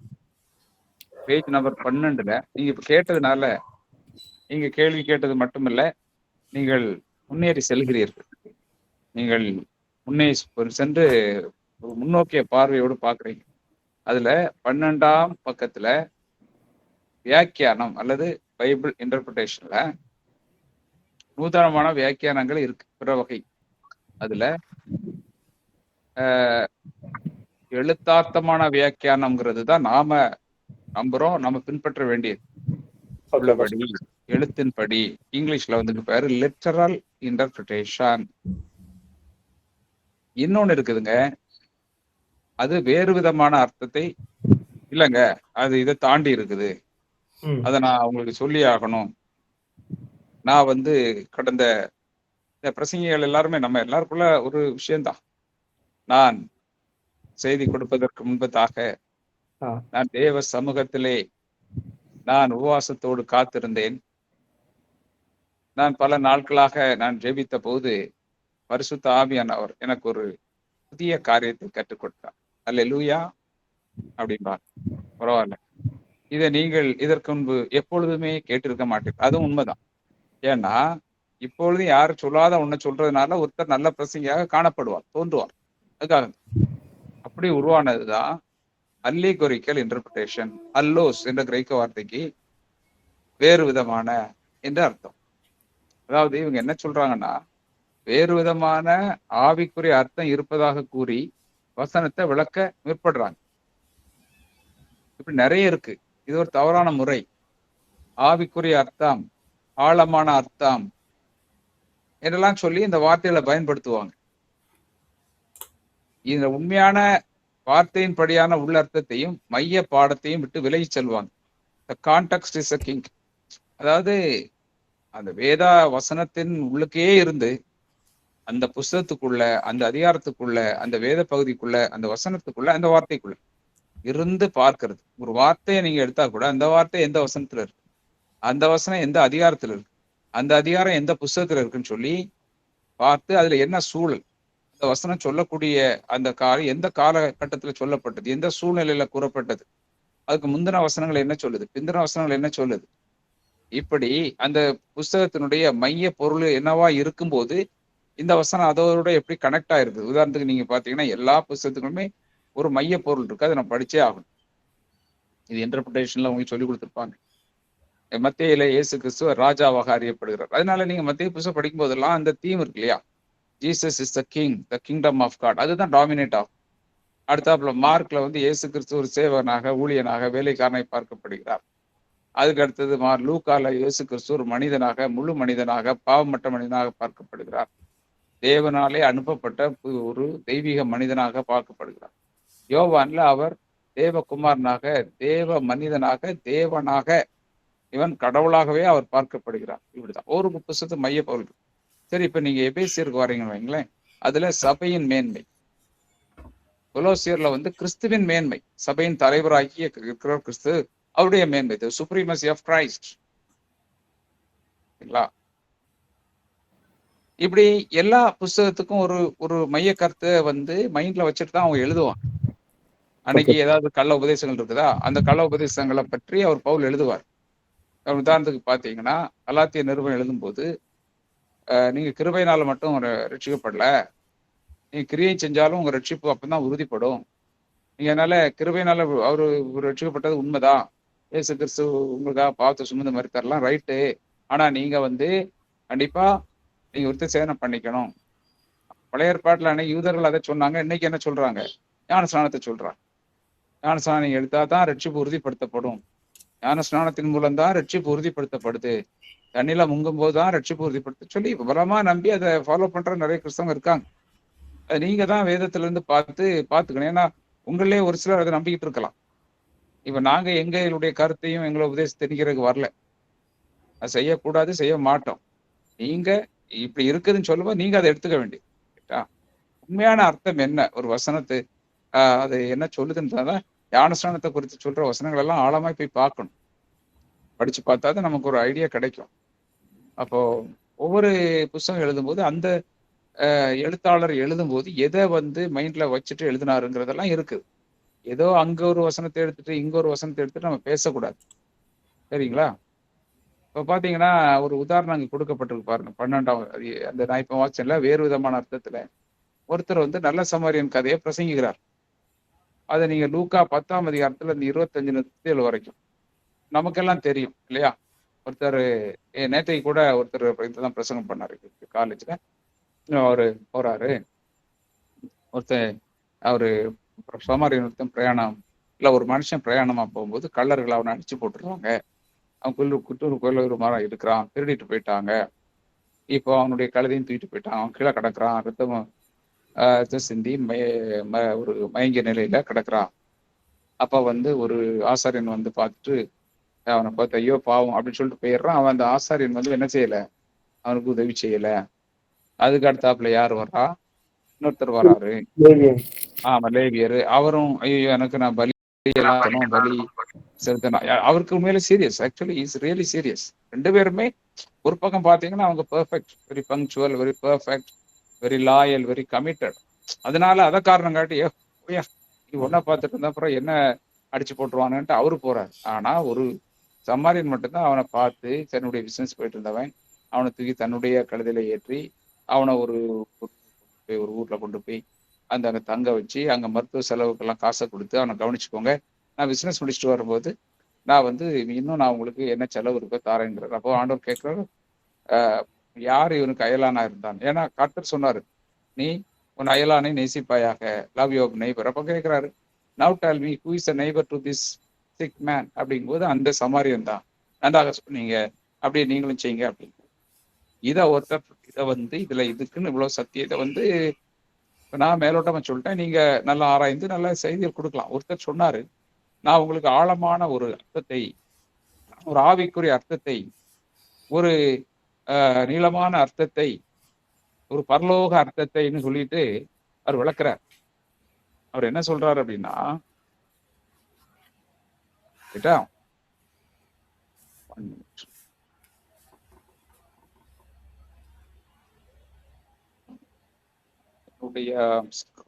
கொஞ்சம் பெருசுப்படுத்தி அவர் என்ன சொல்றாரு அப்படின்னா, அருமையான சகோதர சகோதரிகளை, கிறிஸ்துவுக்குள் அன்பான சகோதர சகோதரிகளை, இன்று நான் இந்த செய்தியை ஆயத்தப்படுத்தும் போது ஆவியானவர் அவருடைய சமூகத்திலே பல நாட்களாக நான் உபவாசம் இருந்து நான் மிகுந்த பிரயாசத்தோடு காத்திருக்கையில ஆவியானவர் எனக்கு பெரிய காரியங்களை வெளிப்படுத்தினார். அதே நான் உங்களுக்கு எல்லாரும் ஆவியானவர் கொண்டு வந்துருவான். சரி, இவர் போட்ட அந்த இவர் உபவாசம் இருந்தனால ஏதோ மோசே வந்து சீனா மலையில் 40 நாள் உபவாசம் இருந்துட்டு வந்த ஒரு ஃபீலிங்கோட நம்மகிட்ட பேசிட்டு இருப்பார். அப்ப சொல்லுவார், அந்த கழுதையை குறித்த ஒரு வெளிப்பாட்டை நான் உங்களுக்கு தருகிறேன். அந்த கழுதை புதிய ஏற்பாட்டை குறிக்கிறது அப்படின்னு இருக்காரு. அந்த கழுதை புதிய ஏற்பாட்டை குறிக்கிறது. அந்த கழுதையினுடைய 4 கால்களை குறிக்கிறது முதலாவது சொல்லுகிறேன். முதல் கால் மத்தேயு சுவிசேஷம், 2வது கால் மார்க்கு சுவிசேஷம், 3வது கால் லூக்கா சுவிசேஷம், 4வது கால் உடனே இவங்களே சொல்லிட்டாங்க யோவான் சுவிசேஷம். எல்லாம் ஒரு அலையிலேயே சொல்லலாமா? ஒரு அலையிலேயே சொல்லலாமா? உடனே இவங்க எல்லாம் அலையிலேயே சொல்லிட்டாங்க. இப்போ வந்து ஆமா, நீங்க இல்ல, ஓகே, இந்த சபையில எல்லாம் அங்க பாருங்க பரவச நிலையில பயங்கர ஆவிக்குரிய நிலையில எல்லாம் போயிட்டு இருக்குது. அப்போ ஒருத்தன் மெதுவா கேட்டிருக்கான், ஐயா அதெல்லாம் சரி, இந்த வால் எதுங்க அப்படின்னு. வால் என்று சொன்னால் அது வெளிப்படுத்தின விசேஷம் சொல்லியிருக்காரு. இவரு இப்படி ஒவ்வொரு அங்கமா சொல்லியிருக்காரு. எனக்கு கொஞ்சம் கூச்சமா இருக்குது, என்னென்ன பதில் வந்திருக்கும்னு சொல்லி நினைக்கும் போது. என்ன பதிலுங்க இதெல்லாம்? என்ன ஆவிக்குரிய ஒரு இது ஆவிக்குரிய வெளிப்படுத்தல் இல்ல, இது ஒரு பாவிக்குரிய வெளிப்படுத்தல். சரிங்களா? இது ஆவியானவர் தர்றதில்ல, இது ஒரு பாவியானவர் கொண்டு வந்திருக்கிறார். உள்ள இருக்கிறத நீங்க நம்ம உட்கார்ந்து பார்த்து அதை போய் ரொம்ப பெருசு போடக்கூடாது. அப்போ ஸ்பிரிச்சுவலைசிங் த மெசேஜ், அதுக்கு பேர் என்னது? ஸ்பிரிச்சுவலைசிங் த மெசேஜ். எல்லாத்துக்கும் ஆவிக்குரிய கண்ணோட்டம், எதை எடுத்தாலும் ஆவிக்குரிய. அத்தி மரத்தை அவன் சகையை ஏறி உட்கார்ந்தான், அது அத்தி மரம், அவ்வளவுதான். நம்ம மெசேஜ் என்ன? நம்ம பார்க்குற லூக்கா 11ஆம் அதிகாரத்துல 11 தானே, சாரி 11 19 இவர் நடந்து போயிட்டு இருக்காரு இல்லையா? அப்போ வந்து அவரு சகைக்குள்ளமா இருந்தனால அவரு ஆண்டவர் பார்க்க முடியல. அதனால அவரு முன்னால ஓடி போய் மரத்துல, காட்டத்தி மரத்துல, ஏன்னா காட்டத்தி மரம் வந்து உயரம் குறைவா இருக்கும். ஏன்னா காலேஜ் விட்டு வெளியே வரும்போது எங்க பிள்ளைகள் மணிப்பூர் எல்லாம் படிக்கிறாங்க இல்லையா, அவங்க அப்ப இன்னைக்கு கேம்பஸ் கிளீனிங் டே. இப்ப நீங்கெல்லாம் இருந்தீங்கன்னா நீங்க ஒரு விளக்கமாத்த தூக்கிட்டு இன்னைக்கு கேம்பஸ் முழுவதும் நடந்திருப்பீங்க. சரிங்களா? எல்லாரும் போங்கப்பா, எல்லாம் எம்டிஹெச் எல்லாம் போய் அந்த குப்பையெல்லாம் எம்டி ஆக்குங்க அப்படின்னு சொல்லி எல்லாரும் அங்க இருக்குன்னா, ஒரு பிள்ளை வந்து மரத்துக்கு மேல ஏறிட்டு நிக்குது. நான் கேட்டேன், ஏமா நீ அங்க ஏறுற அப்படின்னு. அது மரத்துக்கு மேல தூசி இருக்க அடிக்கிறீங்க பாருங்க. இப்படித்தான் உன்னை கீழே இருக்கிறத நீ அடிக்க சொன்னாங்களே தவிர உன்னை மரத்துல ஏறி அடிக்க சொல்லல. அப்போ பைபிள்ல நீயா ஒரு அர்த்தம் இருக்கிற மாதிரியும் இது வரைக்கும் யாரும் கண்டுபிடிக்காத மாதிரியும் புதுசான ஒரு தினுசாக ஒரு விந்தையாக இல்லையா அவர் வெளிப்படுத்துற மாதிரி காட்டிக்குவாங்க. இந்த சகையு ஏறின அத்தி மரத்துல முக்கியம், சகை தான் முக்கியம். கர்த்தர் வராரு, சகையை பாக்குறாரு, கீழே இறங்கி வா, நான் இன்னைக்கு உன் வீட்டுல தங்கணுங்கிறார். உடனே இவன் வந்து கூட்டிட்டு போறான். அங்க போன உடனேயே அவருக்கு டேபிள் போட்டு உட்கார வச்சு டீ காஃபி எல்லாம் கொடுத்து எல்லாம் அதெல்லாம் பத்தி அங்க எழுதப்படலை. ஆனா சகைவி என்ன சொன்னாருன்னா, ஆண்டவரே நான் வந்து நாளத்தினே திருப்பி கொடுத்தேன், அவ்வளவுதான். ஒரே ஸ்ட்ரைட் ஃபார்வர்டு. அவர் உட்கார்ந்து விளக்கல. அவர் நாளத்தனையாக நான் திருப்பி, ஏன்னா அவர் ஒரு ஆயக்காரன் வந்து அப்படின்னால பல மடங்கு வசூலிச்சிருக்கிறார், அதனால நான் திருப்ப கொடுத்துறேன். இது வந்து அவருடைய வாழ்க்கைக்கு ஏற்ற கன்ஃபெஷன். நீங்க போய் ஆண்டவர்கிட்ட போய் நான் நாளத்தினே திருப்பி கொடுத்தேன்னு சொல்லி அந்த வசனத்தின்படியாக கர்த்தர் வெளிப்படுத்தினார், நான் அவரிடம் நாளத்தினையாய் தருகிறேன், நல்ல இல்லையா? சம்பந்தமே கிடையாது உங்களுக்கும் அவருக்கும். அதுல உள்ள ஸ்பிரிச்சுவல் பிரின்சிபிள் என்னன்னா, பாவத்தை அறிக்கையிட, அவ்வளவுதான். நீங்க செஞ்ச பாவத்தை நீங்க அறிக்கணும், அவர் செஞ்ச பாவத்தை அவர் அறிக்கையிட்டு இருக்காரு. சில சொல்லுவாங்க, நான் பாவத்தை கர்த்தர் எனக்கு டிவியில காட்டினாரு, டிவியில வர்றது போல எனக்கு எல்லா பாவங்களும் வந்து நான் 1வது வயசுல பண்ணது, 2வது வயசுல பண்ணது. இவங்க ஒரு 30 வயசு இருக்குன்னு வச்சுக்கோங்களேன், இவங்க 25 வயசுன்னு சொன்ன பாவங்கள் எல்லாம் டிவியில வந்த மாதிரி வந்துங்கிறாங்களே, எத்தனை மணி நேரம் ஆயிருக்கும்? ஆண்டவர் அப்படியெல்லாம் நேரம் எடுத்திருப்பாருன்னா அந்த சிறுவையில் அறையப்பட்ட கள்ளன் ரட்சிக்கப்பட்டிருக்கவே முடியாது. அவனுக்கே தெரியும் சாக போறேன். அவன் ஒரே வார்த்தை, அர்ஜென்ட் மெசேஜ், இன்னைக்கு நீங்க பரலோகத்துக்கு போவீங்கன்னு எனக்கு தெரியும், என்னை நினைத்து கொள்ளுங்க. ரைட்டுப்பா, நான் உன்னை நினைச்சுக்கிறேன், நீ என்னோட இருப்ப, முடிஞ்சு போச்சு, சாப்டர் க்ளோஸ். இவர் 2 வார்த்தை பேசுற, அவர் 2 வார்த்தை பேசுற, முழு ரட்சிப்பு வந்துருச்சு. இதை போய் ஒருத்தன் விளக்கிட்டு அவர் 7 வார்த்தை சொல்றதுக்கு 3 மணி நேரத்துல 7 வார்த்தை சொன்னார்னா, அந்த 7 வார்த்தையை வச்சு என்னெல்லாமோ பண்ணிட்டு இருக்கிறாங்க இல்லையா? குட் ஃப்ரைடே வருதே இல்லையோ, அந்த 2 நாட்கள் வந்துருச்சுன்னா நம்ம பாஸ்டர்ஸ் எல்லாம் படுற பாடு கொஞ்சம் நெஞ்சம் கிடையாது. என்னுடைய பைபிள் காலேஜ் மாணவர்கள்ல சிலர் வந்து இப்போ பாஸ்டர்ஸா இருக்காங்க. என்ன ஃபோன் பண்ணி, ஐயா அவங்கள பார்க்க வரேன். எதுக்குயா? 7 வார்த்தையில ஒன்ன பேசணும்னு சொல்லியிருக்காங்க எங்க சர்ச்சில், அதுக்கு எதுக்கே என்ன பார்க்க வர்றீங்க? இல்லைங்கய்யா, அதுல வந்து எனக்கு அவங்க கொடுத்துருக்க வார்த்தை, இதாவே இவர்களுக்கு மன்னியும், இவர்கள் செய்வது என்னதென்று அறியாது இருக்கிறார்கள். சரிங்க, பிரசங்கம் பண்ணுங்க அப்படின்னா, இல்ல நீங்க டீச்சர், உங்களுக்கு நிறைய ஆழமான சத்தியங்கள் தெரியும். நான் ஒரு பக்கம் உட்காந்து பரிதாபப்பட்டு இருப்பேன், என்னடா பண்றது சர்ச்சில் பேசுறது. அப்ப நான் மனசுக்குள்ள சொல்லுவேன், இதாவே எங்கள் மாணவர்களை மன்னியும், இவர்கள் செய்வது என்னதென்று இவர்கள் அறியாது இருக்கிறார். சகைவு என்ன காட்டத்தி மரத்தை போய் வளக்கிட்டு இருப்பாங்களே தவிர சகைவனுடைய ரட்சிப்பை பத்தி சொல்ல மாட்டான். புரியுதுங்களா? ஆண்டவர் இயேசு இதே மாதிரி சகையை சொல்றாரு, நான் நாளத்தினே திருப்பி சொல்றேன்.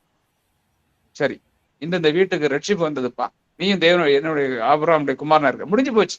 ஆண்டவர் ஷார்ட்டா சொல்லிட்டு போறத போய் இழுத்து எடுத்து அதை நீளமாக்கி அகலமாக்கி ஆழமாக்கி உண்மையான சத்தியத்தை விட்டு காஸ்பலை சொல்லாம அவனை பரலோகத்துக்குள்ள நடத்தாம இன்னொருத்தர் வந்து நோவா பேழையை குறித்து பிரசங்கம் பண்றார். என்று ஆவியானவர் என்னோடு வெளிப்படுத்தின காரியங்களை நான் உங்களோடு பகிர்ந்து கொள்ளுகிறேன். இன்றைக்கு வரைக்கும் சரியாக அந்த பேழை எத்தனை அடி நீளமாயிருந்தது என்று நிறைய பேருக்கு தெரியாது. அதை நான் மிகவும் ஆராய்ச்சி பண்ணி சரியான நீளத்தையும் சரியான அகலத்தையும் உங்கள் மத்தியிலேயே நான் பகிர்ந்து கொள்ள விரும்புகிறேன். என்னென்ன மிருகங்கள் போச்சுது, அது எப்படி இருந்துச்சு, என்ன கலர்ல இருந்துன்னு சொல்லிட்டு இருந்தா நமக்கு அது எல்லாம் message. Whole message is this. எபிரேயர் 11ஆம் அதிகாரத்துல 8ஆம் வசனத்தில் நோவா இந்த உலகம் நியாயத்தீர்க்கப்பட்டது என்று அறிந்து என்ன செஞ்சான்? வாசிங்க பாப்பேன் யார் அது? எபிரேயர் 11:8 என்ன போட்டிருக்கு?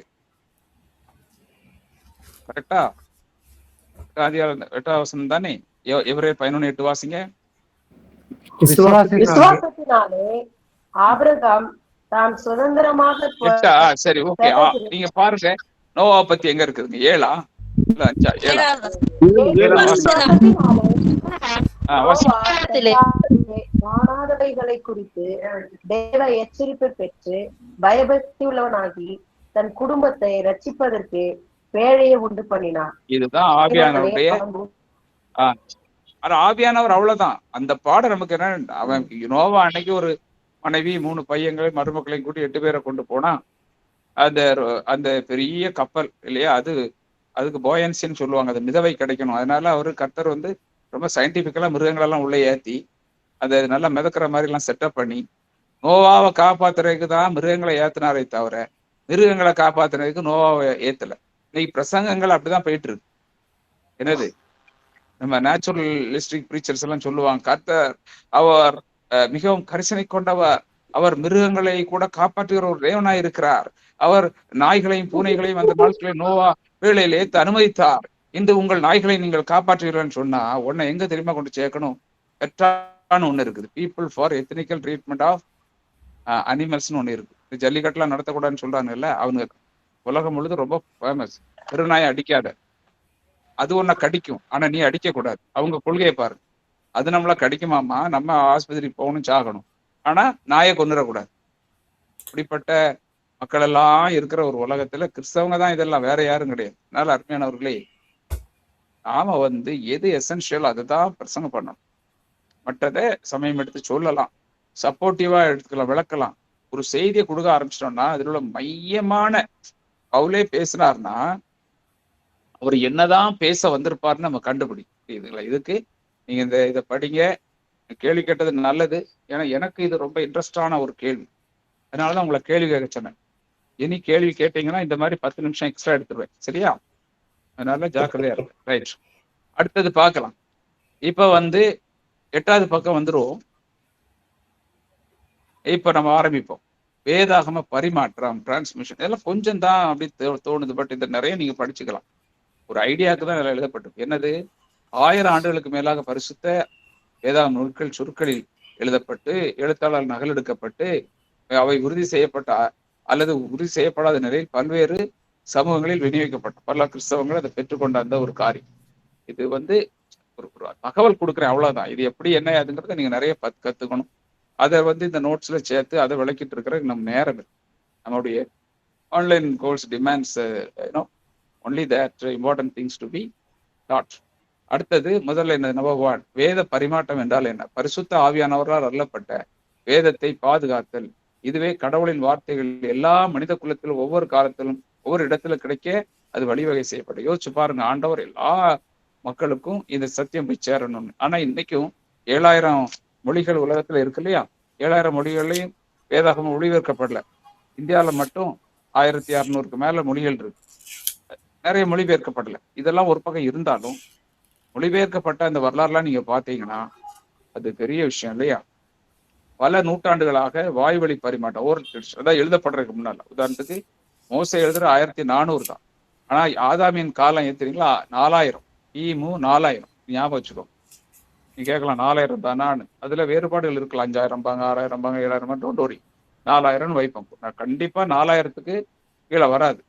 அப்ப ஆதாம் 4000 கிமு 4000 இருந்ததாக எடுத்துக்கொண்டால், நோவா கிமு 3000 என்று எடுத்துக்கொண்டால், ஆபிரகாம் கிமு 2000 என்று எடுத்துக்கொண்டால், மோசே 1500 என்று எடுத்துக்கொள்ளலாம், தாவீது கிமு 1000 என்று எடுத்துக்கொள்ளலாம் இல்லையா, எஸ்ரா நெகமியா கிமு 500 என்று எடுத்துக்கலாம். இப்படி அந்த அந்த காலங்களை நம்ம அந்த ஆட்களை கொண்டோ அந்த சம்பவங்களை கொண்டோ ஞாபகம் வச்சுக்கணும்.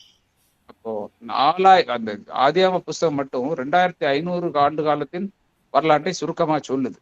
இப்போ இதெல்லாம் வந்து அன்றைக்கு வந்து ஆவியானவர் வெளிப்படுத்தினாலும் அங்க ஒரு ஓரல் ட்ரெடிஷன் ஒண்ணு இருந்துச்சு. அதாவது காலகாலமா அது பேசப்பட்டது. ஆபிரகாம் காலத்திலிருந்தே அந்த யூதர்கள் அவங்க பிள்ளைகள் எல்லாம் அங்க வச்சிருந்தாங்க. எல்லாம் சேர்ந்துதான் அவரு மோசைக்கு உதவி செஞ்சிருக்கு, அதையும் மறந்துடக்கூடாது, சரியா? பல நூற்றாண்டுகளாக வாய்வழி பரிமாற்றம் மற்றும் எழுத்து வழியில் வேதாகம் பரிமாற்றம் செய்யப்பட்டது. ஆதியாகமத்தை கிபி 1400 மோசே எழுதுறார். பின்னர் அவரால் யாத்திரா லேவியா மன்னா உபாகம் எழுதப்பட்டது. ஆதியாகமத்தின் சம்பவங்கள் கடந்த காலத்தில் மோசே வாழவில்லை. அதாவது ஆதியாகமத்தின் சம்பவம் நடந்த காலத்துல மோசே வாழல, கரெக்ட். அப்படியானால் அவருக்கு இவைகள் எப்படி தெரிந்தது? வாய்வழி பரிமாற்றங்கள் மூலம் பல சம்பவங்களை அறிந்திருக்கலாம். அது மட்டும் இல்லை, ஆவியானவர் வெளிப்படுத்தினார். ஒருவேளை இஸ்ரவேல் 12 கோத்திரங்களுக்கிடையே ஒரு கூட்டு அடையாளத்தை உருவாக்குவதற்கான வழிமுறையாக வாய்வழி செய்திகளால் பரப்பப்பட்டதாக இறையிலறிஞர்கள் சொல்கிறார். ஏன்னா இன்னைக்குதான் நோட்டு, இமெயில் எல்லாம் வருது. அன்னைக்கு அதெல்லாம் இல்லாததுனால ஏதோ ஒண்ணு இருந்திருக்கணும்ல. அப்போ அந்த ஓரல் ட்ரெடிஷன் தான் ரொம்ப ஸ்ட்ராங்கா இருந்துச்சு. இன்னைக்கு நமக்கு இந்த இதெல்லாம் வந்ததுனால யாராவது போய் போஸ்ட் ஆஃபீஸ்ல போய், ஐயா அந்த இன்லாண்ட் லெட்டர் ஒன்று கொடுங்கயான்னு கேட்குறீங்களா? யார் அதை பற்றி கவலைப்படுறது? வாட்ஸ்அப்பில் மெசேஜை போட்டுட்டு போயிட்டே இருக்கணும். யாரும் இப்போ இன்லாண்ட் லெட்டரை பற்றி கவலை இல்லை. இந்த 15 பைசாவுக்கு ஒரு கார்டு ஒன்று பார்த்துருக்கீங்களா? போஸ்ட் கார்டுன்னு சொல்லுவாங்க. அதை வாங்கி நான்லாம் எவ்வளோ எழுதியிருக்கேன் தெரியுமா? எங்கள் அப்பாக்கெல்லாம் நிறைய லெட்டர் எழுதுவேன். இந்த 15 பைசா கார்டை வாங்கி போஸ்ட் கார்டு போட்டு அனுப்பிடுவோம். நீ யாராவது போய் ஐயா ஒரு 15 பைசா கார்டு கொடுங்கயா, நான் டெல்லிக்கு எனக்கு அண்ணனுக்கு செய்தி அனுப்பணும் வைங்களா? ஒரு காலகட்டத்தில் அதெல்லாம் சீரியஸாக இருந்து இப்போ அப்படி கிடையாது. ரைட்? அதனால ரொம்ப ஃபாஸ்ட்டாக போகணும்னா இமெயில் அனுப்புங்க. இல்லை ஏதாவது ஒரு ஃபீமேல்கிட்ட சொல்லுங்க, அது இன்னொரு ஃபீமேலுக்கு வேகமாக போய் சொல்லிடும். இது ஒரு ஜோக்கு. இது சொன்னார். இல்லை இமெயில் அனுப்புங்க, வேகமாக போயிடும்.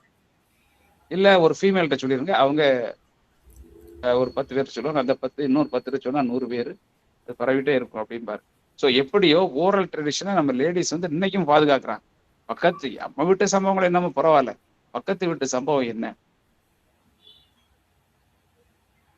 புரியுதா? ஏதாவது ஒன்று சொல்லி ஆகணும்ல. எல்லாம் சொல்லி பரப்பி அதுக்கப்புறம் படுத்தாதான் தூக்கமே வரும் இல்லையா?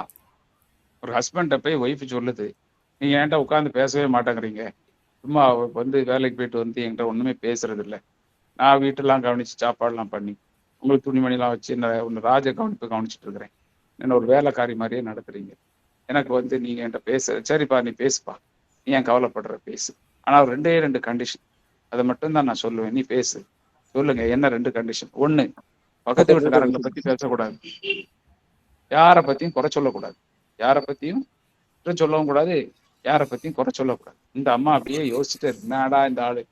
அப்புறங்க நம்ம பக்கத்து வேண்டாம், பக்கத்து வீட்டை பற்றி பேச வேண்டாம், சரி ஓகே. அப்புறம் நம்ம எதிர் வீட்டை பற்றி நீ பேசக்கூடாதுன்னு சொன்னா இல்லையா? சரி விட்டுருங்க. சரி, அப்புறம் நம்ம இந்த அடுத்த தெரு அதெல்லாம் பற்றி பேசக்கூடாது, சரியா? அதான் சொன்னேன்ல, அடுத்தவங்களை பற்றி சொல்லாது. அப்போ அந்த அம்மா சொல்லிச்சான், எனக்கு பேசுறதுக்கு ஒன்றுமே இல்லை, உங்களை நான் பேசவே மாட்டேன்ட்டு போயிருக்கு. புரியுதா? அவரும் தப்பிச்சுக்கிட்டார். அந்த ட்ரெடிஷன் பார்த்தீங்கன்னா இன்னைக்கு இருக்கு. பாட்டி கதை, தாத்தா கதைகளால் நமக்கு உதவி செஞ்சிருக்கு, அதனால நன்மைகள் இருக்கு. ஆனா ஏகப்பட்ட கட்டுக்கதைகள் எல்லாம் உருவாக்கப்பட்டதும் இந்த ஓரல் ட்ரெடிஷன் மூலம். அதையும் நம்ம நினைக்கணும். அப்போ ஓரல் ட்ரெடிஷனை டோட்டலாவே நம்ம உதாசீனப்படுத்த முடியாது. நிறைய கலவைகளும் கட்டுக்கதைகளும் சேர்ந்து வரும். அதுக்கு கவனமா இருந்துதான் அவங்க எழுதியிருக்காங்க. அடுத்து நம்பர் 4, வேதாகம மொழிபெயர்ப்பு. சரி, நம்ம வேதாகம மொழிபெயர்ப்புனா பொதுவாக மூல பாஷைகள் 2, இதெல்லாம் கிரேக்க மொழி, எபிரேய மொழி. பழைய ஏற்பாடு எபிரேய மொழியில் எழுதப்பட்டது, புதிய ஏற்பாடு கிரேக்க மொழியில. இல்லை அராமியா மொழின்னு ஒன்று இருக்கு, எபிரேய மொழியை போன்றதே, அது அந்த ஃபேமிலி லாங்குவேஜ் தான், சரிங்களா? அது மத்திய புஸ்தகத்தை அந்த அராமிய மொழியில தான் எழுதியிருக்காங்க. ஒரு உதாரணம் சொல்லணும்னா, ஒரு இடத்துல இயேசு கிறிஸ்து சிலுவையில என் தேவனே ஏன் என்னை கைவிட்டீர்னு சொல்லும்போது ஏலி ஏலி லாமா சவக்தானே அப்படிங்கிறார். எல் அப்படின்னா காட், இ அப்படின்னா மை, எல் இ அப்படின்னா மை காட். எல்னா என்னது? காட். இ மை. இப்போ எலி அப்படின்னு சொன்னா ஏலி அப்படின்னா மை காட். எலியா ஆனா கர்த்தர், எலியானா கர்த்தர் என்னுடைய தேவன் என்று அர்த்தம். புரியுதா? டேனியேல், டேன்னா நியாயாதிபதி, டேனி மை ஜட்ஜ், என்னுடைய நியாயாதிபதி, ஏல் காட் தேவனைய நியாயாதிபதி. இப்படி அவங்க யூதர்கள் அப்படிதான் அர்த்தம் வைப்பாங்க. அந்த வகையில் அவர் ஏலி லாமா சபக்தானி, என் தேவனே ஏன் என்னை கைவிடு. இதை அராமியா மொழியில மத்தியில் எப்படி இருக்கு? ஏலோய் லாமா சபக்தானி, ரெண்டும் ஒண்ணுதான். இங்க எலி அப்படிம்பாங்க, ஏலோய்ம்பாங்க இல்லையா? நம்ம தென் மாவட்டங்கள்ல ஒருத்தர் எப்படி கூடுவாங்க, ஏலே கவாலே எப்படில இருக்க. ஒரு இடத்துல ஒரு மொழி இருக்கும் இல்லையா? அதே மாதிரிதான் இந்த மொழி உருவகம் பெற்று அது வித்தியாசமாலாம் இருக்கும். அதெல்லாம் நமக்கு முக்கியம் இல்லை. பொதுவா பழைய ஏற்பாடு எபிரேய மொழியிலும் புதிய ஏற்பாடு கிரேக்க மொழியிலும் எழுதப்பட்டது. ரைட். அங்க இருந்து நேரடியாக பல மொழிகள்ல நேரடியாக எபிரேய மொழியிலிருந்தும் கிரேக்க மொழியிலிருந்தும் அந்த குறிப்பிட்ட லாங்குவேஜுக்கு மொழிபெயர்க்கப்பட்டது. அதுல ஒண்ணு தமிழ் அப்படி மொழிபெயர்க்கப்பட்டது. முதலாக பார்க்கிறோம், வில்லியம் டிண்டேல் என்று எழுதினார் முதல் பைபிள் இங்கிலீஷ் டிரான்ஸ்லேஷன். 1530களில் அது வருது, ஃபர்ஸ்ட் இங்கிலீஷ் டிரான்ஸ்லேஷன். அடுத்தது 1611 கிங் ஜேம்ஸ் பதிப்பு வருது. பார்த்தீங்கன்னா நான் எங்கள் கல்லூரியெல்லாம் கிங் ஜேம்ஸ் வருஷம் தான். அதுக்கு வயசு என்னாச்சுங்க, 500 வருஷத்துக்கு மேலே ஆயிடுச்சு. ரைட்டா? ஓகே. இந்த கிங் ஜேம்ஸ் வெர்ஷன். அடுத்தது திண்டையிலின் அற்புதமான படைப்புகள் பெரும்பகுதியை தக்க வைத்துக் கொண்டது. எது? இந்த கிங் ஜேம்ஸ் வெர்ஷன் டிண்டேலுடைய மொழிபெயர்ப்பினுடைய அதிகபட்சமா அதை ஃபாலோ பண்ணி எழுதப்பட்டது. ரைட்.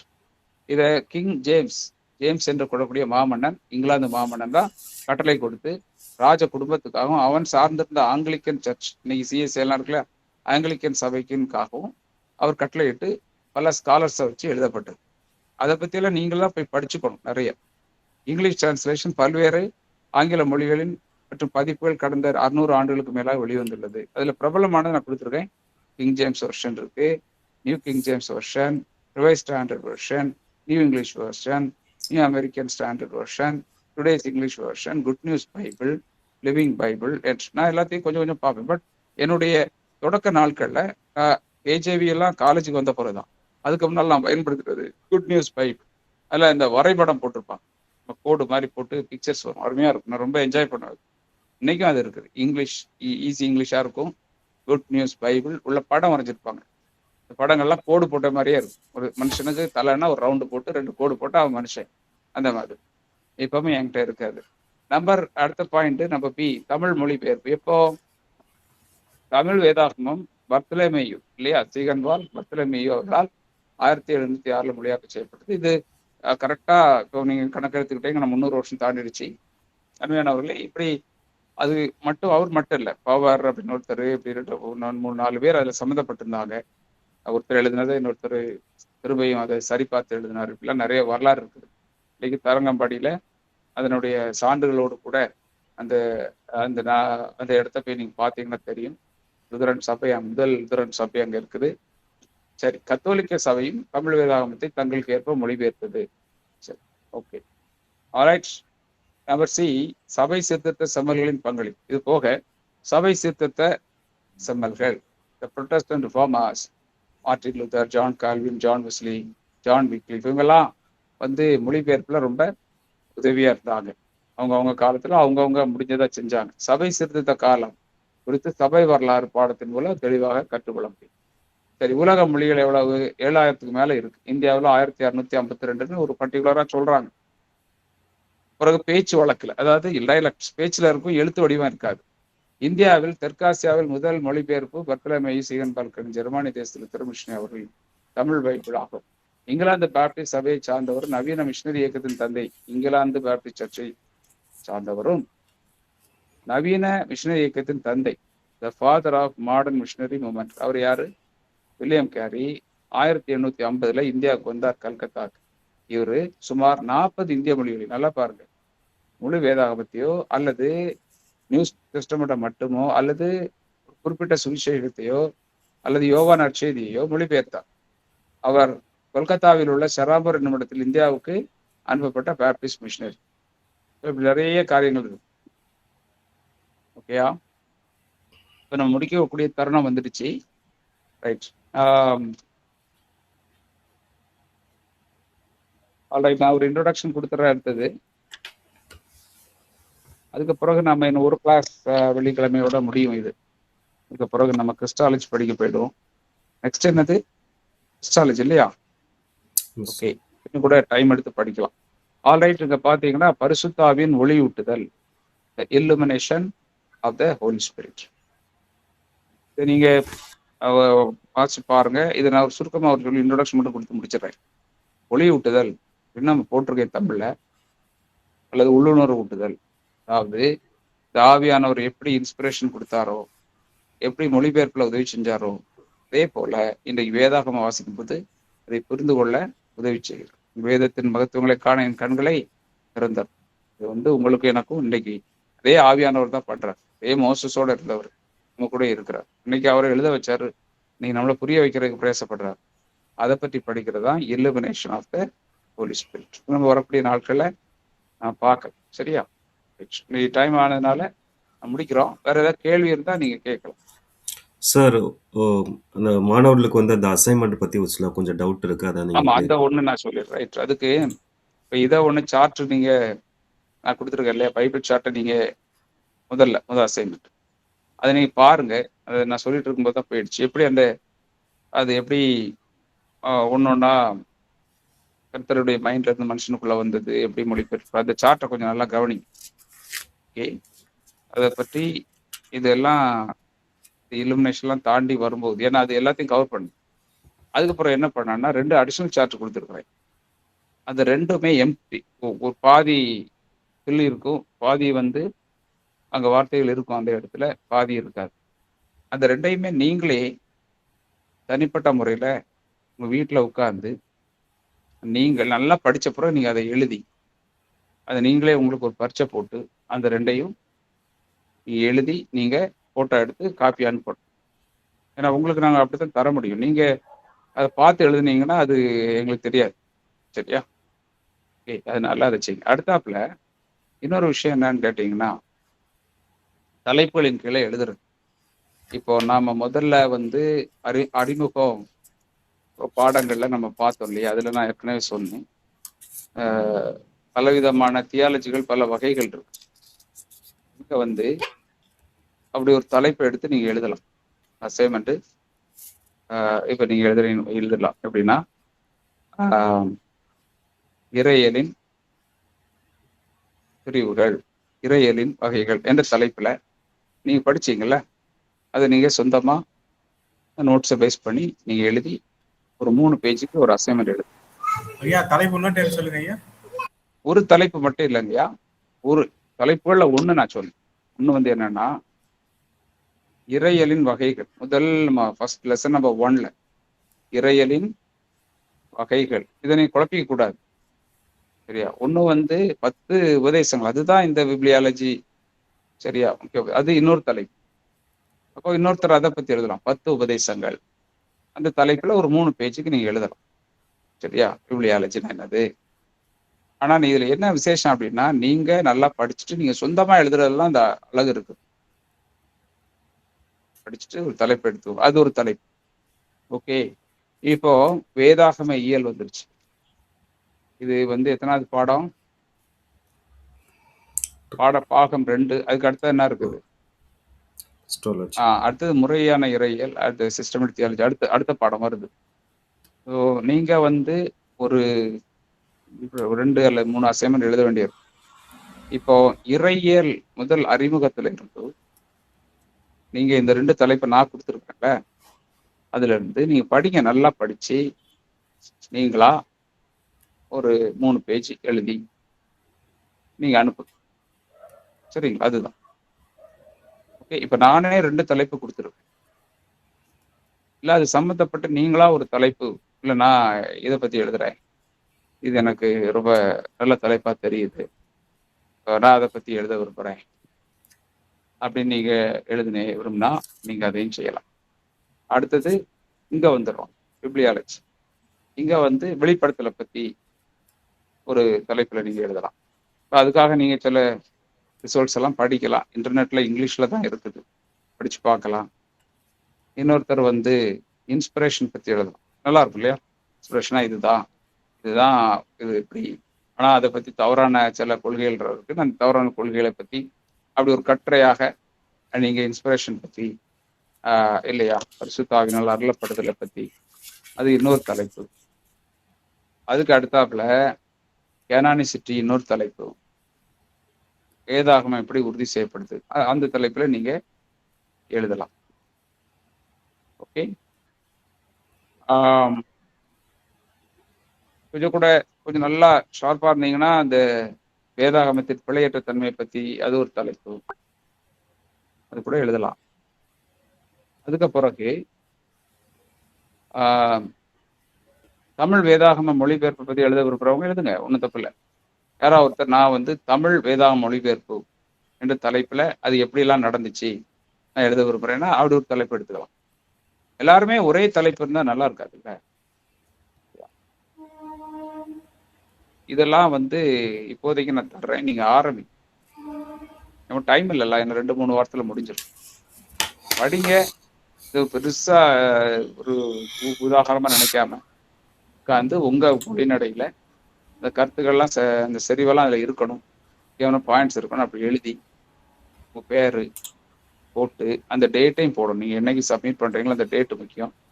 போட்டு நீங்க எனக்கு இல்லை, நீங்க அலெக்ஸ் பாஸ்டருக்கு அனுப்புறீங்க, அவரு எனக்கு அனுப்புவார்.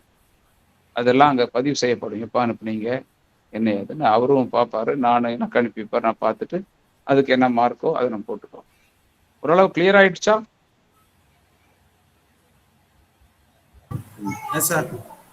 ஓகே ஓகே, சரி. அப்போ ரைட், பாஸ்டர் அலெக்ஸ் அவர்கள் ஜெபித்து அது தொடர்ந்துள்ள காரியங்களை சொல்லி ஜெபித்து முடிக்கும்படி கேட்கிறோம். ஓகே ஓகே, நம்ம ஜெபம் பண்ணலாம். யார் ஜெபம் பண்ணுறீங்க? யாராச்சும் ஒரு ஆள் ஜெபம் பண்ணுறீங்களா? சுருக்கமாக ஜெபம் பண்ணுங்க, யாராச்சும் ஒரு ஆள்.